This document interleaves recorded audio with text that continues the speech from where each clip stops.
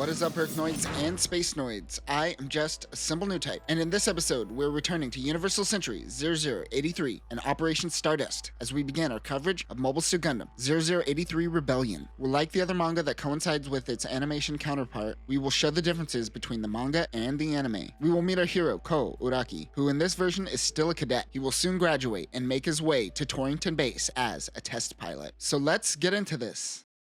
December 24th, UC 0079, Solomon. Anivel Gato is in a Rick Diaz on the battlefield. He has been given a signal to retreat. Approaching him in the B-Grow is Kelly Leisner. We were introduced to Kelly during our coverage of Stardust Memory, but in this manga, he will have a more extensive role. Kelly was with Commander Dozel, but he was unable to protect him. Dozel is dead. Blood is pouring out of his arm, and he already has a tourniquet on it, expecting the worst. Anivel heads out and clears a path for them to escape. After losing the commander and failing his mission, he begins tearing through EFF's fleet, taking out 8 warships. This is where Anivel Gato got the name, the Nightmare of Solomon. December 31st, UC 0082, at an EFF military academy in the Netherlands. A class of new cadets are learning about the 1-year war. One young petty officer asks a question. It is Ko Uraki. In his class with him is Keith. He says that considering the output exceeded the specs of the Rickdom, perhaps the pilot plays a bigger role. Everyone scoffs at him. The teacher suggests to hold those questions for the special skills class. Ko is kind of getting at the concept of new types, but not exactly. It's like somewhere in the middle of an ace pilot and a new type. Perhaps in this manga it will be different, but in the anime, Ko isn't a new type. He is just a really skilled pilot. After class, Ko and Keith go get some lunch. Keith tells him that he is relentless when it comes to mobile suits. They go to a sandwich shop where Ko asks for a sandwich with no carrots, but they give him carrots anyways. He is furious and begins picking them out. Meanwhile, Keith is focused on the ladies that are scoping them out. Ko tries to impress the ladies with battle data on the Zaku. Yeah, this isn't doing anything for the girls. I wouldn't use battle data as a pickup line. Ko then realizes the time and forces Keith to take off, leaving the girls all alone. They take off to do something that Keith promised Ko. Keith is a little mad that this is how they are spending New Year's Eve, but he made a promise. He says that they were lucky that the war ended right as they enlisted. Ko's response is that all he cares about is piloting mobile suits. They head outside the city to an abandoned hangar where they find some downed Zakus. Ko says when he looks at this, he feels that the war is still not over. They seem to get it back up and running. Meanwhile, on the moon, at Von Braun City, at Anaheim Electronics HQ, Vice Admiral Cohen is talking to Director Sullivan. Cohen wonders why they are requesting additional funds. The director is essentially scope creeping on EFF and demanding more money for creating a new Gundam type.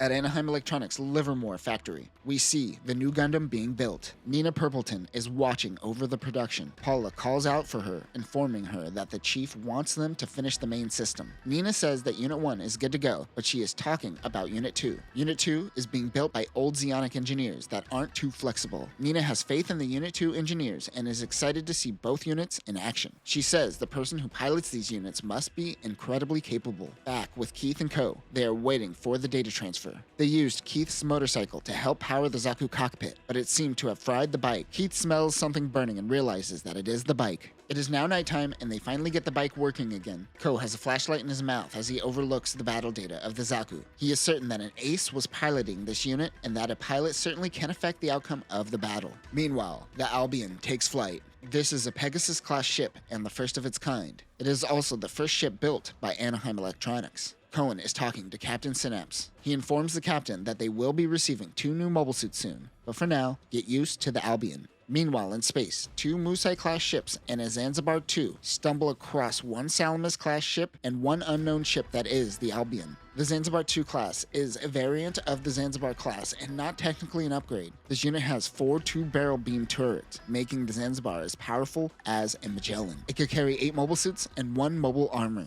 This was also technically the first ship to use a launch catapult as well as a recovery deck. This was standard in UC 0093, but 10 years earlier, the ship was paving the way. It is also capable of atmospheric flight due to its 6 additional thrusters. Other weapons include twin megaparticle guns, a 120mm cannon, and a J missile launch tube. The Minovsky particles are preventing the Chima fleet from IDing the second ship. They prepare Chima's Gelgoog. Chima is in a Gelgoog Marine commander type. For more on this unit, check out our original coverage of Stardust Memory. They engage in battle. Back on Earth, Ko sees the Gelgoog and assumes it is a shooting star. As he sees this, it just so happens to be midnight. It is now UC 0083. The Albion is being accompanied by a Salamis who launches GMs. Synapse realizes that it is Zeon remnants. Unlike the anime, where we don't see Chima for the first few episodes, here we see her making the first attack on EFF. The Salamis-class ship accompanying them, the Porterville, hails Captain Synapse. Since he doesn't have any mobile suits on board, he suggests that they make their escape.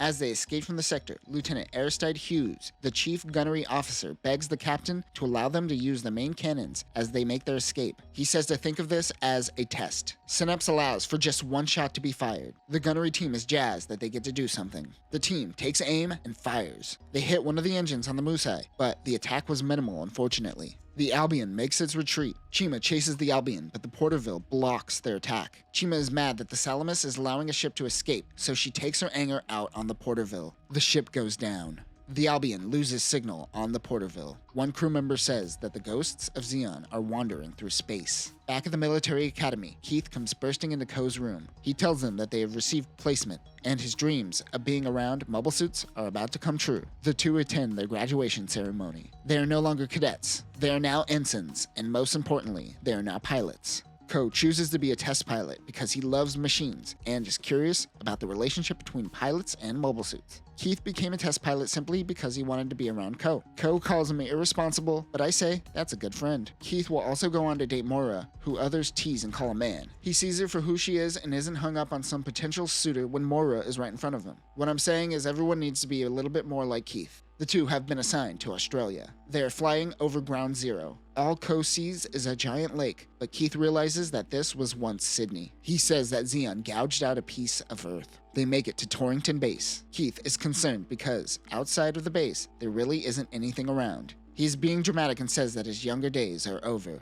Ko begins running as a GM Type C flies over him. Meanwhile, on the moon, a man is copying the GPO-1 and GPO-2 data onto some drive. That is when Nina comes in. The man plays dumb and pretends that he was at the wrong station and needed to submit a report. He introduces himself as Nick Orville and takes off. Nina finds this all very sketchy. Out in space, a team of Gym Customs have been sent out for a rescue mission. It happens to be Monsha, Alpha, and Chap. Monsha is complaining as usual. They spot a souped-up Zaku and wonder if this is what is giving the fourth team some trouble. They spread out. Suddenly, a bazooka blast comes out of nowhere. The Zaku pilot happens to be the nightmare of Solomon himself, Enevel Gato. We cut back to a few moments earlier where the Zeon remnants have spotted some Fetty soldiers getting too close to their hidden location. Enevel Gato heads out. Delaz wishes him good luck and ensures him that no one must find their secret hideout. They happen to be in the shoal zone that was once Side 5. Monsha is amazed that an old Zaku can stand a chance between the three mobile suits. A group of balls and shuttles are nearby. They are civilian volunteer ships with the moon base and are working to remove wreckage from Side 5. Monsha wants them to stay out of their way. Annabelle runs out of ammo. He takes off to some debris where he was hiding a spare bazooka. He begins attacking Monsha. As the civilians watch the fight in the distance, a Drac suddenly appears next to them. They haven't seen this Zeon unit before. One of the ball pilots jumps out of the ball and into the Drac as it takes off. He has a suitcase handcuffed to his wrist. The Zaku rushes towards Monsha.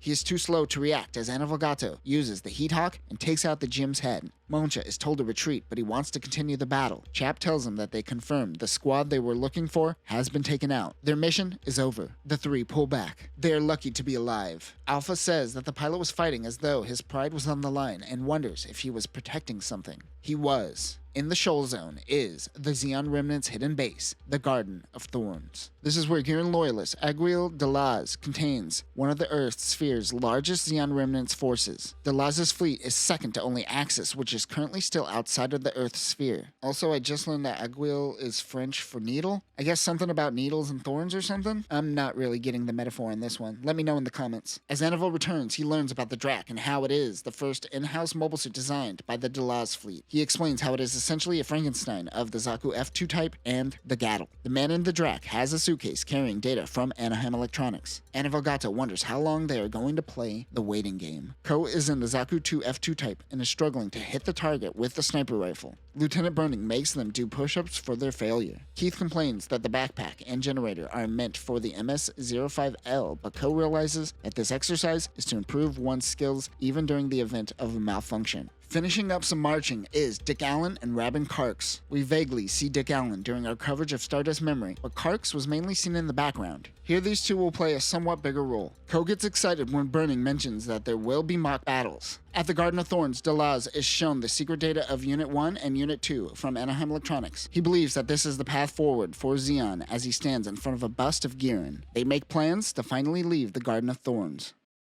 Nina wasn't expecting Unit 2 to be finished so quickly. Paula thinks that Nina is biased towards Unit 1. Even though the Zeonic team made Unit 2, Nina and Anaheim were a part of the design process for both units and loves them equally. Gato and Delaz look over the data of Unit 2 that they stole. Unit 2 contains a nuke and breaks the Antarctic Treaty. Knowing this, they now think it is time to attack. We flash back to the Battle of Abawaku. Like the very beginning of the OVA, we see that Delaz is informed that Gato's ship, the Doroa, has been destroyed and Giran has been killed. Gato wants to go out, but Delaz insists that he live to fight another day and to put his life in his hands. The Delaz fleet and all remaining Abawaku forces gather at Karama Point. As they regroup, they realize that Side 3 has already surrendered. Some were prepared for a final battle at Side 3, while others expected this outcome. Yuri Hostler tells Delaz that he intends to rally around Maharaja Khan and return to Axis. Many find this cowardly, but others find it smart to regroup and think things through. There is no central consensus. A power vacuum is emerging. Chima isn't having any of it. She heads out to attack Captain Asakura and his ship. As she goes out, she blames these mindless Zeon drones for the destruction of her home colony, Mahal. She was forced to gas her colony, which was used as the solar ray during the end of the 1-year war. They told her it was sleeping gas. They lied to her, forcing Zeon to commit genocide on their own people. Gato heads out to stop her from attacking her own people. She begins attacking him with her beam saber. As they fight, Delaz tells Gato to stop. He instantly listens, and Chima realizes that he stopped at the expense of his own life. He would die for Delaz. She realizes perhaps there is some honor still in Zeon. She has no interest in following the cowards back to Axis. The Chima fleet heads off on their own towards the Earth sphere. Hassler asks Delaz one more time if he will join them at Axis. He decides he will remain at the Earth sphere, and any who wish to do so should follow him. It has been 3 years since the remaining Zeon fleet split, and thanks Gato for remaining loyal. He says this new operation will be called Stardust. The Albion makes its way to Granada. Lucette wants to know if the rumors are true about her joining the Albion crew. She doesn't want to part with her new Gundam babies. Lucette wonders if this is a way to distract her from what happened 3 years ago. She ignores her. That is when Nina's Hato comes up to her. She won't be able to bring him with her. She tells her team that they are going to touch down at Torrington Base in Australia. That is where they plan on testing the Gundam under Earth gravity. Lucette is being transferred to Levian Rose to do some dock work. She tells Nina to forget what she just said and walks away. At least in the manga, they actually tease Gato and Nina. The OVA just kind of throws it at you at the end. Gato and Delaz prep for their mission to attack Torrington Base. Meanwhile, at Torrington Base, Ko is a sitting duck as his hip balancer went out, and Keith and the other rookies head out without him in their Zaku F2 types. Just Ko's luck. As the sun sets on Earth, the Albion begins its descent. This is Nina's first time on Earth and has never seen a sunset. They are making their way to Jaburo before they head to Australia. They will begin their search for a test pilot for the Gundam. Rabin Karks is sparring against Ko. He constantly calls him a newbie, but Ko gets the upper hand and wins the bout. For winning, they can't call Ko a newbie anymore.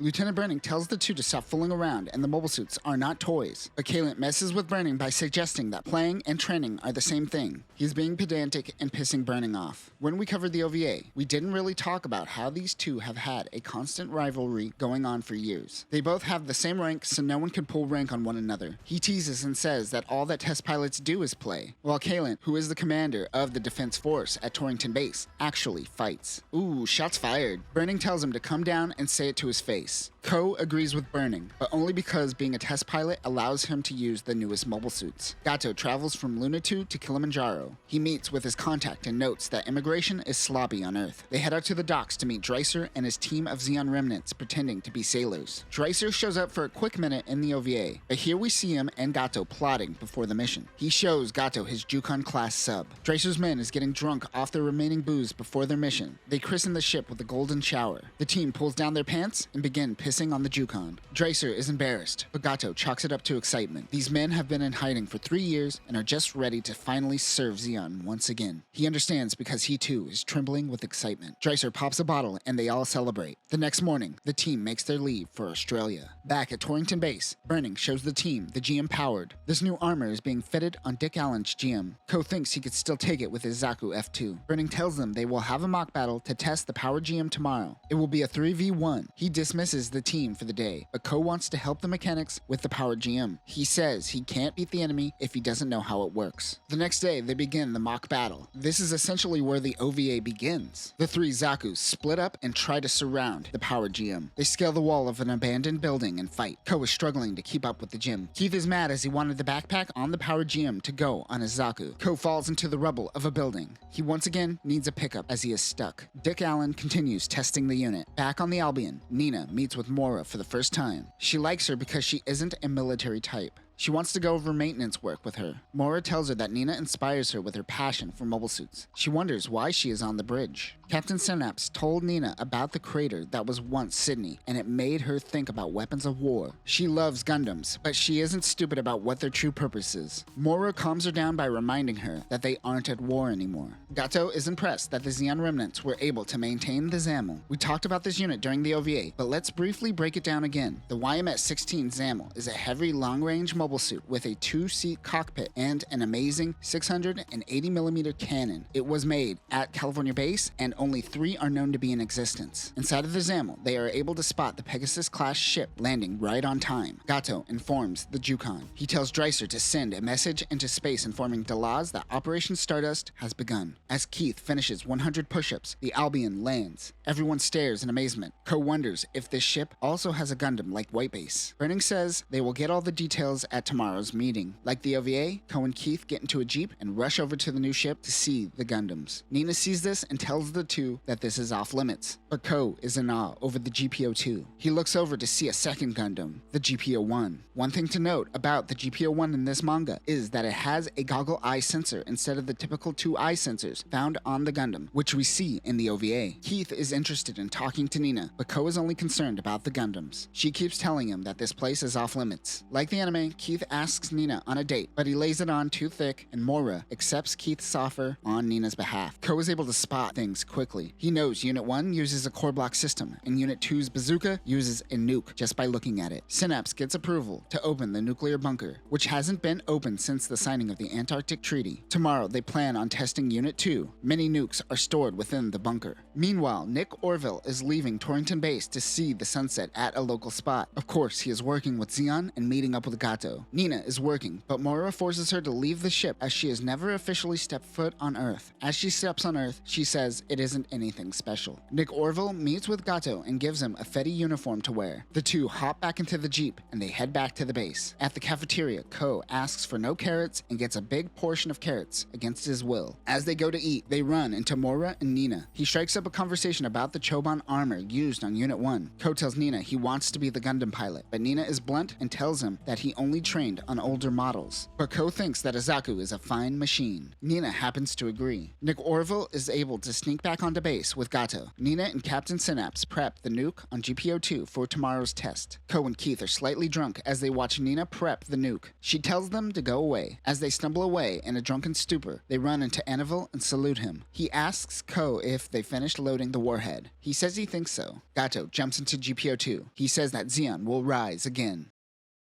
Everyone falls back as the unit begins moving. Ko rushes over to Unit 1 and almost gets crushed by Gato. He wants to get into Unit 1 to stop Gato, but weapons aren't ready yet. Mora tries to communicate with Gato in GPO-2, but he isn't listening. He tries to step on her, but Keith pushes her out of the way before being crushed. Gato grabs the shield. One thing the show kind of glosses over is that you need the shield in order to operate the nuke. Mora notes that Zeon seemed to know this information. She informs Captain Synapse, while Mora is actually doing something. Nina is just standing there crying about her Gundam babies. Dreiser begins his missile barrage from his Jukon-class sub outside of the base. The crew is the first to notice, but it is too late. The missiles hit the base and the Pegasus-class ship. Captain Synapse tells his crew to begin Minovsky particle dispersion. Unit 2 uses its beam saber to open up the hatch and escape. Keith sees a hover truck go into action and realizes he is experiencing battle for the first time. Supplies are finally loaded on GPO-1 and Ko could move out. He only has Vulcans and a beam saber to work with though. Nina doesn't want him to launch because he doesn't have any combat experience, but he heads out anyways. Keith meets up with Burning and his squad.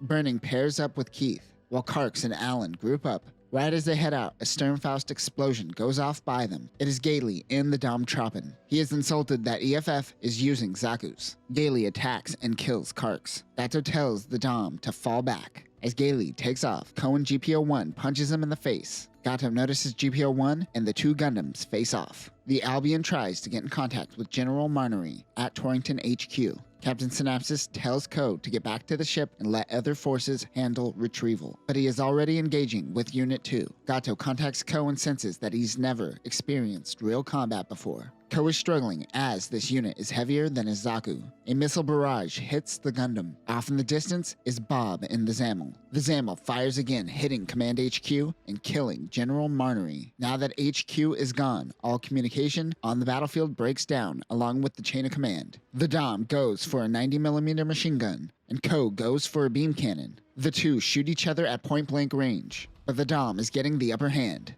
Lieutenant Burning comes in and stabs the Dom while fighting Ko. He helps GPO-1 on his feet. Burning and the team are going after the Gundam and Ko will join them. Burning also tells him to not get swallowed up on the battlefield. As they head out, Nina comes over. Last episode, they had a conversation about the Choban armor. Nina admits that it does drastically decrease mobility and allows Ko to purge the Choban armor, revealing Gundam Zephyranthe's true form. The Albion picks up a Zeon ship entering Earth's atmosphere close by. Synapsis realizes this was a carefully thought-out plan to steal the Gundam. Entering Earth's atmosphere is the Komsai 2. The Komsai 2 replaces the original Komsai on the Musai class late production type. Unlike the original, which is literally a floating block, this one is more aerodynamic in design. It also has more cargo access and storage for one giant mobile suit instead of two tiny mobile suits. Its main weapon is its two rotary gun turrets. Gato meets up with the Zamel, and they go to meet up with the ship. Burning's test team all head into action looking for Unit 2. Synapsis wants to get support to help them out, but EFF has already sent out special forces. Close by, the 404th Airborne Unit launches in their Gunperries. Ko wonders where Karks is. Keith breaks the news that he was killed in action. The Burning team is going to link up with the Kalent team. Gato meets with the Komsai and quickly stows the Gundam. The Kalent team makes it to the Zeon Remnant's location first, but they are spotted. They go into action. Meanwhile, the 404th makes its way to their location. Dropping down from the Gunperries are GM Nightseekers. Go check out our Johnny Raiden coverage for more on this unit. A Zaku-1 sniper tries to shoot them out of the ground. From the Gunperry is a GM Sniper custom. It begins shooting at the ship. Gato says screw this and busts out of the hangar. He does so right in time as the Komsai gets destroyed moments later. The Burning team makes it to the battlefield. Ko jumps into action without his team. Keith realizes they are fighting Enivel Gato, the man in their textbooks, the nightmare of Solomon. The Nightseekers attack GPO-2. A fog rolls in, and the GM Sniper can't get any visibility. Gato takes care of all of the Nightseekers, and then sneaks away in the heavy fog to meet up with the rest of his team. Their plan now is to meet up with Dreiser and the U-boat. Meanwhile, Moira and Nina go to find the action in a hover truck. Moira mentions Enivel Gato, the nightmare of Solomon. Nina goes, "Did you say Gato?" She says, "Oh, don't worry about it. It's nothing." Except that it is everything. The Gunperries make it back to the aircraft carriers, where the commander learns that all their Nightseekers were destroyed. At that moment, the aircraft carrier is critically damaged from torpedoes. It is Dreiser and his Jukon. They go to meet up with Gato. The Burning team finds the remains of the Nightseekers. The Kalent team is also completely destroyed. Keith and Alan split up while Ko and Burning go to look for a nearby ship. In a shoal zone, Delaz is meeting with Chima for the first time since the power vacuum post-one-year war. He is trying to get Chima and her fleet to help out during their operation. She feels as though she has become ostracized and is bitter because of it. And because of this, she wants some form of compensation. Delaz says that he will give them one of their new Anaheim Electronics mobile suits soon. She accepts his offer to join their cause. After her calls, one of her underlings, Coxell.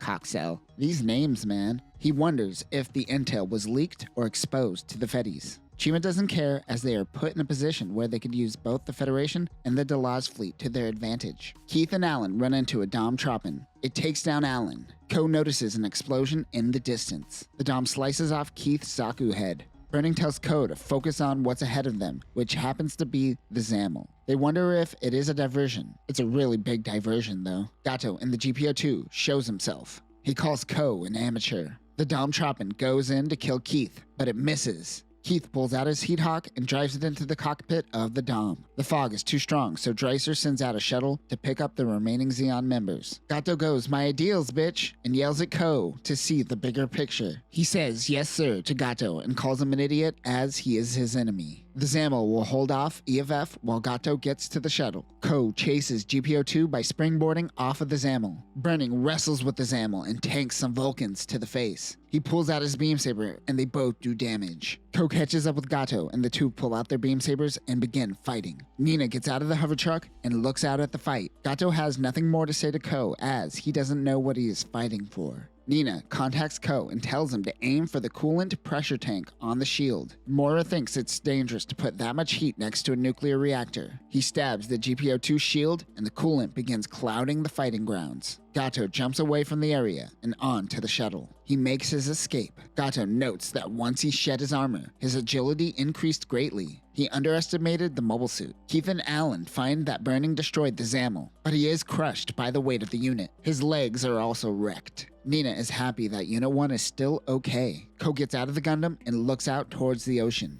On Medea, Lieutenant Commander Alice Miller desperately wants to smoke. We never did cover this, but the 8th MS Team movie, Miller's Report, revolved around the retelling of Shiro Amada's adventures through the investigation of EFF intelligence agent Alice Miller. Considering it is a movie that plays like a clip show, do you think Miller's Report is worth covering anytime soon? Let me know. Somewhere in Australia, an EFF officer named Noel meets with a former commander, Matt Healy. He left the military because of the "I let my teammates down and got them killed" cliche. These two originally come from the PlayStation 2 video game, Mobile Suit Gundam Lost War Chronicles. Vice Admiral Cohen sent her to find him. Ko gives Nina the battle data on Unit 1 and apologizes for failing to bring back Unit 2. Miller gets off of the Medea and complains about it being summer during winter in Australia. Ko is still gloomy about failing the mission, but Keith tells him he's lucky to be alive. Alice Miller approaches Keith and Ko and tells them that she has questions for them later. She says she's doing a Miller's Report too. Keith and Ko don't understand that reference as they were 14 during the 1-year war. The two note that she is from the Intelligence Bureau and they might be in more trouble than they thought. An injured Burning meets with Synapsis and Alice Miller. She and the Intelligence Bureau have been keeping an eye on Cohen and the Gundam development project since its inception. She finds it all convenient that Zeon was able to get away with a nuclear weapon. She is insinuating they may be helping out Zeon remnants. Or at least that's what one faction believes. She brings up that there is a factional divide within the higher-ups of EFF. Burning wonders if he should be privy to this information. Synapsis hasn't told him, but they have been recently assigned to pursue Unit 2. He would also like Burning to be the Albion's company commander, where he would have full control over his mobile suit team. Alan is being sad over the loss of his best buddy Karks. Ko was ordered to collect Kark's belongings. Alan yells at Ko and demands that he give him the Gundam to use, but he refuses as he needs Unit 1 to help keep a promise to bring back Unit 2. Keith interrupts the two and tells him to meet with the commander. Gato meets up with Dreiser. They plan to head to Africa next. Synapsis talks to Cohen, who is concerned that they may attack Jaburo with a nuke, but Synapsis believes they were trying to get to space and they will continue to not veer from that mission. Alice Miller asks about the conversations Ko had with Gato. He says that he had a strong conviction. Even when he talked to him in person before stealing the Gundam, he sensed that he was a pilot. Alice sees this as jealousy, and it is enough questioning for now. She lets Burning continue with his briefing. He assigns Unit 1 to Ko, but Alan once again protests, claiming he should be the pilot. Burning tells Alan it actually has nothing to do with experience or rank. Based on the battle data collected by Ko during the last battle, he has exceeded all of the standard values that Anaheim Electronics was looking for in a test pilot. The person who was tagging along with Alice Miller is Lieutenant Junior Grade Tanya. She is an audit engineer from the Intelligence Bureau. She tells Nina that all civilians need to disembark, as this is now a combat ship. Nina wants to stay on board, however. Synapsis preps the ship and the Albion takes off and departs from Torrington Base. Gato, Dreiser, and the Jukon sub meet up with the Kraken team. This consists of the Grublo, the Zagak E, and a Hygog. The Hygog and Zagaki were first seen and worn the pocket, and the Grublo was that coffin that poor sucker Flanagan Boone died in. Poor Boone. The 203rd Indian Ocean Front Kraken team is commanded by Ensign Gary Lodge. He has an eye patch with the Zeon insignia. An ensign as a commander shows that their forces have dwindled since the end of the 1-year war. They are heading through the Indian Ocean and heading to Africa, which is quite the journey. The Jukon has a 20-minute window to resupply the Kraken team before EFF is able to pick them up on radar. As they start the resupply, they notice that one of the pilots of the Kraken team is a minor. It is Ensign Lodge's sister, Claire Lodge. She was a part of a student-soldier program at the end of the war and stayed on Earth to find her brother. The two are from Mahal, so they no longer have a home to go to. They finish the resupply and dive once again. Claire seems to be bloodthirsty for EFF. Meanwhile, Ko is in the core fighter, dropping sonar buoys to drive out the Zeon sub. The FFX-2 Core Fighter 2 has improved aerodynamics over the original core fighter. The core fighter uses the GPO-1's beam sabers as ranged beam weapons. Also, the thrusters on the core fighter are used when attached to the GPO-1 instead of being dead weight. He goes to land on the Albion using the radar-guided beacon, but Dick Allen, living up to his name, turns it off to mess with Ko. This causes him to crash land. Mora yells at Ko, and Allen comes to talk shit. He is trying to make Ko look bad as he is jealous that he is the Gundam pilot. Alice Miller brought from Jaburo the G-Armored 2 to help hunt the GPO-2. The G-Armored 2 is the evolution of the original G-Armor and is a 2-seat bomber that works in conjunction with GPO-1. Like the original, it connects the A parts and B parts of the Gundam without the need of a core fighter, but it can also use the core fighter if needed, and is usually stored in the Gundam anyways. The docking and undocking sequence has been greatly refined and can be done faster than the original, though how much faster is unclear. It is equipped with the beam cannon, a BOA XBR M8205H beam rifle, and 2 shields. We will also see this unit shortly use an experimental rifle. Dick Allen is piloting with Keith co-piloting. He is excited to prove himself. Tanya suggests that Ko read the G-Parts manual and learn how to fly the G-Armor as well. He is confused, but Tanya wonders if she should order him to learn. Ko is aroused and activated a new turn-on. Nina is jelly and tries to get Ko's attention by making him do a systems check on the Gundam. Mora watches the whole thing go down and makes his face. Samesies, Mora. While the G-Armor 2 is dropping buoys, Ko asks why Dick Allen and Ko have such animosity towards one another. He says that Keith is a good kid. Before he tells him, they finally get something on the radar from the buoys. That is when the Hygog jumps out of the water. Dick fires the beam rifle. Fighters struggle to turn around as easy as a mobile suit, so the Hygog fires and hits the G-Armor. As they make the return to the Albion, Tanya suggests that Ko heads out in the Gundam with the G-Armor. Ko is read up on the Aqua equipment and is certain he can handle the situation. Let's talk about the GPO-1 Aqua equipment that is specific to the manga. This outfits the unit for underwater combat. It retrofits the Aqua Gem's shoulder jets, which adds a 2-tube missile pod per shoulder. It also has a hydrojet backpack, and its rifle seems to have some sort of underwater enclosure. It also fires torpedo rounds. Nina doesn't like that her Gundam is using the G-Armor. The G-Parts, Core Fighter, and Core Booster are created by the Hervik Company. That is until Anaheim Electronics bought them out in UC 0082, and they now go by AE Hervik. This is a part of Anaheim Electronics that Nina knows absolutely nothing about, but Tanya is well informed. A squad of Aqua Gems attack Clara in the Grublo, but she is able to get the upper hand. We broke down the Aqua Gems in our Blue Destiny coverage. Go check that out. Alan and Keith pilot the G-Armor once again. They are to drop off Ko and run support. Burning emphasizes to Ko that he has to fire his torpedoes and retreat. That is it. Ko wants to engage with Gato and the Gundam directly, but he obeys his orders. They modify the G-Armor before launching. Besides fixing the damage, they swapped out the beam rifle with a prototype rifle used by GPO-1, or at least was supposed to be used. This is the Blash XBR L83D beam rifle. For reasons, it can't be used on GPO-1, so it's being tested on the G-Parts. Remember, the BOA and BOA XBR is a company called BOA Inc.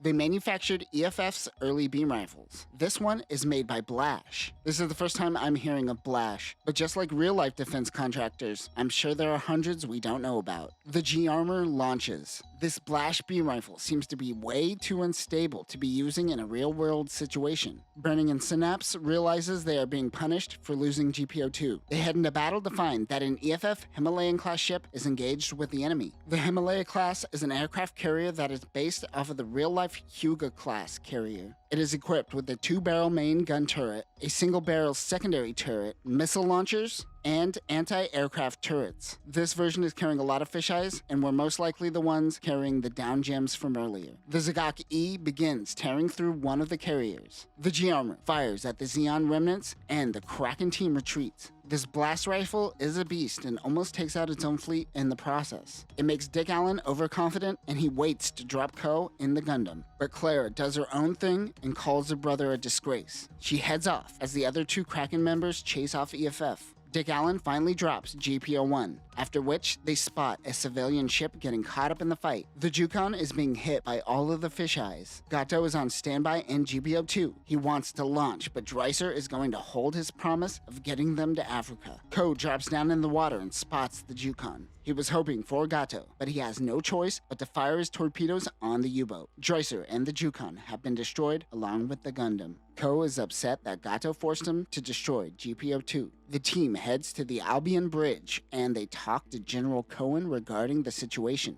They don't have confirmation that GPO-2 is destroyed and have to wait for the recovery team's report. Ko interrupts and tells Cohen that he is certain that Gato and GPO-2 are still out there. The crew is given some shore leave while the recovery team does their thing. Alice wants to question all of the Anaheim Electronic employees regarding the Gundam Jack. In the manga, Nina does have a bigger team working with her on the Albion. Nina realizes that Alice and EFF believe that there may be a mole in their ranks. Of course, we know that this is Nick Orville's doing. Alice gets a call from one of her spies. Remember the civilian ship that got caught up in the battle? It appears to be a camouflaged Xeon freighter that was found in Mogadishu. They have been unloading their cargo over the past 2 days. On top of that, this cargo freighter is retrofitted with a hatch and maintenance dock for repairing something. Alice believes that Gato has made it to Africa. Claire is waiting on what I assume is a beach near Mogadishu when her brother and the Kraken team meet up with her. They were trying to lose EFF while Claire completed her mission. Let's rewind back to the fight. During Dreiser's back and forth with Gato, we are led to believe that he was on the Jukon sub. He was actually stored underneath the Grublo, where Clara transported the GPO-2 to the civilian ship, hence the retrofitted dock at the bottom of the cargo freighter. The Kraken team plans on supporting Operation Stardust till the very end. After Ko and Keith eat, they head back to the ship, where Ko runs into Nina, and the two do their flirt fighting. Keith and Moira knows what's going on, but that is when Tanya butts in. Keith tries to ask Tanya out, but she suggests he get better pickup lines for a superior officer. Keith is sad that he has lost 2 women to Ko now. Moira literally keeps his head held high. Nick Orville contacts someone. They're onto him and he wants out. He says he knows the location of Wallfish, which is Gato's call sign. Alice Miller's men are watching and decide to move on him. As he hangs up the phone, they pounce. They throw him in a room where Alice is waiting to interrogate him. She wants to know where Gato is. He wants a lawyer since he is a civilian, but he is on the Albion, so the military is handling this crime. She puts a glove on to show she is serious. Yeah, shove your fist up his ass! Somewhere in Africa, Gato is taken in by a group of Xeon remnants that we will soon learn are the Kimberlite forces led by Commander Nguyen Bitter. Annabelle Gato riles up the Xeon remnants, knowing they've been waiting for a battle since the 1-year war. They happen to have an HLV which Gato plans on using to get back into space. The base commander Nguyen Bitter and Gato have a drink. They praise one another for maintaining the will of Xeon going into these trying times. Bitter wonders how Gato, a former officer under command of Dozel, ended up with Delaz. He explains how he was pressured to withdraw, most likely from the Garen Kycilia power struggle which ultimately killed Dozel in the process. This led him to the final battle of the war at Abawaku. We flash back to the final battle. They are succeeding at pushing EFF back, but they are ordered to retreat. Gato doesn't understand why. A beam blast comes from a GM. Gato pushes his wingman Karius back and gets his right arm destroyed in the process. He takes out the GM. They head back to Delaz's ship. His Gelgoog is totaled. He needs another mobile suit. Delaz tells him to wait. In the present, Gato tells Bitter that Delaz saved his life that day. They savor their final bottle of aged wine. Bitter's base is in an abandoned space mine. They have 10 mobile suits and 1 HLV to help them get back into space. They will plan for launch noon tomorrow. Gato wonders why he is doing all of this for him. Bitter says this is all for the birth of a new Zeon.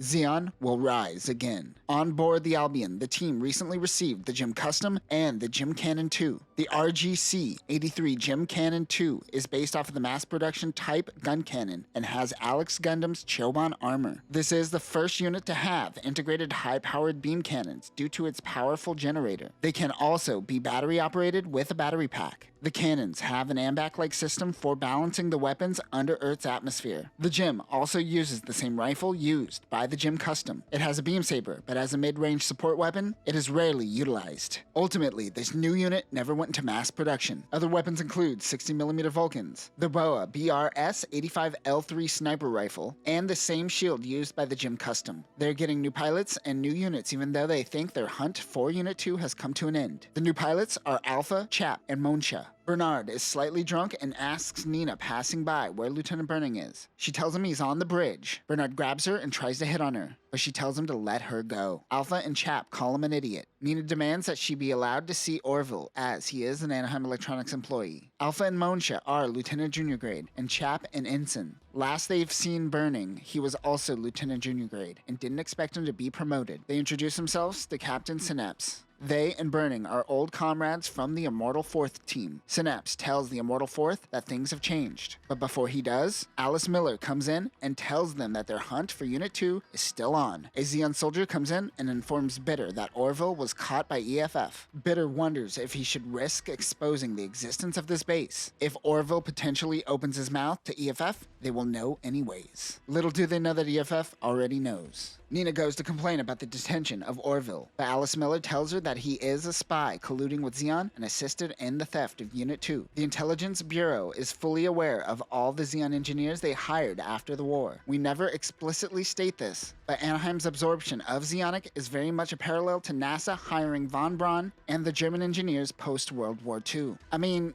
it's called Von Braun City. Alice lets her know that her employee is nothing more than a filthy spy trying to keep Zeonism alive. Nina can't believe it. Dick Allen has requested to be discharged and is being transferred until then. He has been disenchanted post-war, and engaging in a real battle made him realize that this isn't for him anymore. That is when Monsha comes over and calls him a bitch ass for leaving. Monsha is now the Dick character. Get out of here, Dick. Co tells him that he doesn't know what Dick is going through. The two begin fighting with one another when they get a message on the PA from Synapse that Unit 2 is still in Zeon's possession. We get a short side story during October of UC-0083. The SB-W03 space pod is piloted by Ken Biederstadt. This is a character from the video game Mobile Suit Gundam Lost War Chronicles. Also, the space pod is just a civilian use ball. We talk about this more in our coverage of Igloo. He is a part of the Colony Public Corporation and is taking part in the colony restoration project, salvaging what they can from downed colonies. One day he will return to Zeon as a pilot, but he is content with helping out here for now. He is doing all of this for his family. The Albion is going to do a landing operation. They will divide into two groups. Monsha, Keith, and Co will scout, while Alpha and Chap hang back and watch the ship. Monsha is upset that he has to be with the rookies. Alice Miller informs them that they have been onto this base since they've noticed large quantities of propellant going into the diamond mines. It seems EFF has known about this group of Zeon remnants before Orville. This propellant is clearly for something that is taking off into orbit. She believes that Gato plans on using an HLV to head to space. The Zeon remnants have been staying alive by supplying the locals with diamonds. This is most likely desperate EFF soldiers similar to what we are seeing in Gundam Katana. Their mission is to take out the HLV. Keith, Co, and Monsha launch. Keith is using the new gun cannon and Monsha the Gym Custom. They aren't using parachutes and using thrusters to drop fast. Dick Allen gets a ride with the convoy transporting Orville. The driver tells Dick that the Albion left mid-resupply, which means they are on to their next mission. Suddenly, a rocket comes barreling in, destroying the convoy. Dick survives and takes cover. He sees the gang roll in and grabs Orville for blabbing and disrupting the diamond trade. He tells him that he only talked about Annabelle Gato and that he messed with the megaparticle cannon on their ship. However, this gang member doesn't really care about what Zeon or EFF does. It's just business to him. He shoots Orville in the head. Dick overhears this and realizes that Zeon knows that the Albion is coming for him. As they are making their drop, they spot some Zeon mobile suits and Monsha orders Code to fire on them. He shoots, but at that distance he misses. They come in for their landing. Don't die, Keith. The Albion gets reports that they are certain the HLV is located nearby. Lieutenant Hughes and the engineering team fire the megaparticle cannon. Gato is on standby in the HLV. He must leave it to Bitter and let him handle things. The megaparticle cannon misses and the Albion begins descending. Val, an underling, wonders why Bitter is essentially throwing away their hard work over the past 3 years for this mission. It is because he believes that Delaz holds the will of Zeon above all else and puts his faith in him. He preps for launch and gives command of the base to Val, which he will surrender after the HLV launches. Meanwhile, Keith needs help on the landing. Damn it, Keith. The Albion uses air-to-ground beams for covering fire. Comms have been spotty in the area due to Minovsky particles and whatnot, so Dick decides to head out to warn the Albion crew himself. He gets in a dragonfly, that is all EFF will provide him. Tanya teases Nina about being scared, but she is too busy validating the Gundam's data in real time. She says that if it is important to her, then certainly she should be on the bridge. Mora says that she is just a civilian and the bridge is the first thing enemies go for in battle situations. But Nina says she is right. She should be on the bridge. Bitter gets into what looks like a Zaku 1, but oh boy isn't not. Monsha and the boys have pushed out too far in front. The Albion is too far away and engaged in combat. He has to send Alpha and Chap to support, even though it leaves the Albion defenseless. Alice suggests that they use Tanya as she is a qualified pilot. Tanya says she is here explicitly as an engineering officer and won't engage in battle, but all she has to do is drop off the container to the scouting team. The HLV hatch opens. It is almost ready for launch. Val laments to Gato that this was supposed to be Bitter's glory, but this is what he wanted. The two wish each other luck. The Dragonfly approaches the Albion. They hail the ship and find out it is Dick Allen. He informs them that Orville sabotaged their megaparticle cannon, and if they use it again, it could cause an explosion. Hughes is listening in on the conversation, and his engineering team goes into action to fix it. Dick Allen lands on the Albion. His wounds from the previous battle open up and begins bleeding out. He wants to use the core fighter to help the team. Co and the team reach an access tunnel to the mine. They notice something coming out. Bitter activates the Minovsky craft system. Out of the tunnel appears the Adsum Repair. The Adsum Repair takes a busted up Adsum and integrates parts from the Asperis 3, seen in 8th MS team along with the Zaku 1. The Asperis fixes its Minovsky craft system mounted on the legs, along with giving it a mighty heavy megaparticle cannon. The Zaku 1 is attached to the top of the unit. This unit is connected to a giant cable attached to the Diamond Base's generator. Because of this, it is a sitting duck, as it is on a leash. Besides the megaparticle cannon, it has a 2-barrel megaparticle gun and a Zaku bazooka. Ko realizes that this unit is based off of the Adsum. Monsha tells him if he has time to analyze, he has time to fire. Enemy reinforcements help out, consisting of Dom Troppins and high-mobility Zakus. Ko saves Keith from the Dom, who was about to kill him with his Heat Hawk. Get it together, Keith. Bitter fires the Adsum Repair's megaparticle cannon. Nina is on the bridge and sees the power of the mobile armor. Alice Miller tells her to look and watch. This is what the weapons she creates do. Nina seems to be an idealist with no real-world experience, but I feel post-1-year war, this idealism would be drastically beaten out of you, even if you were just a 14-year-old at the time. Dick Allen tells Ko to help the Albion, but he is ordered to take down the HLV. Dick reminds him not to lose what is most important to him, which is the Albion crew. T-minus 20 seconds till the HLV launches. Rather than abandon their orders and take out Gato, they decide to head back and protect the Albion. Hughes is able to use the main cannon after fixing the bug, but it has to be used manually, without using their targeting computers. The Adsum Repair is connected to the Diamond Mine's power source with a long cable. Dick goes in and destroys the cable, and Ko will go in to attack afterwards. The HLV launches. Hughes fires the main cannons and misses. Gato gets away. The cable attached to the Adsum is destroyed. He has enough power to fire the megaparticle cannon one more time. Bitter rushes the Albion. Ko grabs on to the mobile armor. As it rushes the Pegasus-class ship, Dick kamikazes into the megaparticle cannon, destroying the Adsum. The Zaku 2 attached to the mobile armor still functions, but Ko instantly takes it out, killing Bitter. Ko can't believe Dick is dead. Remaining Zeon soldiers of the Kimberlite forces surrender. Monsha says that what Dick did was stupid, and following in his footsteps is how you find yourself in an early grave. Gato makes it into low Earth orbit. He holds onto Bitter's diamond and says that he will carry out the will of Zeon for them. As Ko and the Anaheim shuttle heads out, Chima's fleet pushes forward. Their 4 Musais and Zanzibar surround the Albion and the remaining Salamis, the Nashville. Chima sends out the mobile suit fleet. This is a well thought out and tactical plan on Chima's part. Synapse realizes that they didn't take Xeon remnants seriously enough. Today is the day of Delaz's proclamation to the world, so Chima wants to get rid of these men swiftly. She heads out near Galgoog. Keith's titanium composite armor saved him from getting wiped out. He lost his main camera sensor. Him and Monsha jump back into action to help the Albion. The Nashville launches its mobile suit team. Lieutenant Burning will ensure the Salamis won't get surrounded. Alpha and Chap will support Burning. Ko heads back to the battle using the booster bed. Chima makes it onto the battlefield and begins war-splaining to her men. That's not how you charge in. This is how you charge in. With her help, they were able to take down the Nashville. She focuses her attention on the Albion while licking her lips. Is she turned on by death? The battle? Or the act of war? What specifically is working for her? Was she aroused when she learned her home colony Mahal was being destroyed, and now she is always chasing that feeling?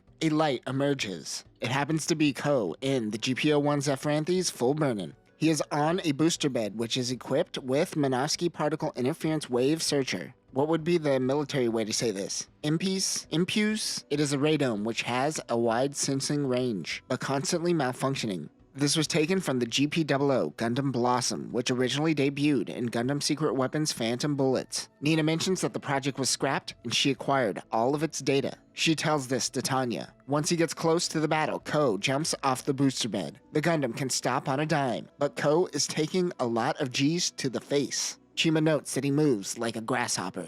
The Albion starts receiving a transmission. It is the Delaz fleet telling the world of their existence. Ko's nose begins bleeding from the sheer force of the Gundam. Delaz addresses the world. Bask and General Cohen watch on. One group of random mobile workers kill their supervisor and is inspired to rise as Zeon once again. Chima uses her beam saber, but Ko blocks it with his beam Jute, which is a tiny beam dagger on the XBR Boa M8206A beam rifle. Clara is on board a shuttlecraft watching Delaz's speech. Delaz tells the world that the Federation built a weapon for the purposes of nuclear attack, which is a violation of the treaty. They won't tolerate this any longer. While the battle is dragging on, Tanya asks Nina about the Gundam development project and its lineage. She knows about Unit 0, Unit 1, and Unit 2. Nina tells her that there is a Unit 3 in the experimental phase, and Unit 4 should have been suspended. This sounds like someone is potentially doing something behind the scenes, and there may be more in development. Nina thinks this is preposterous,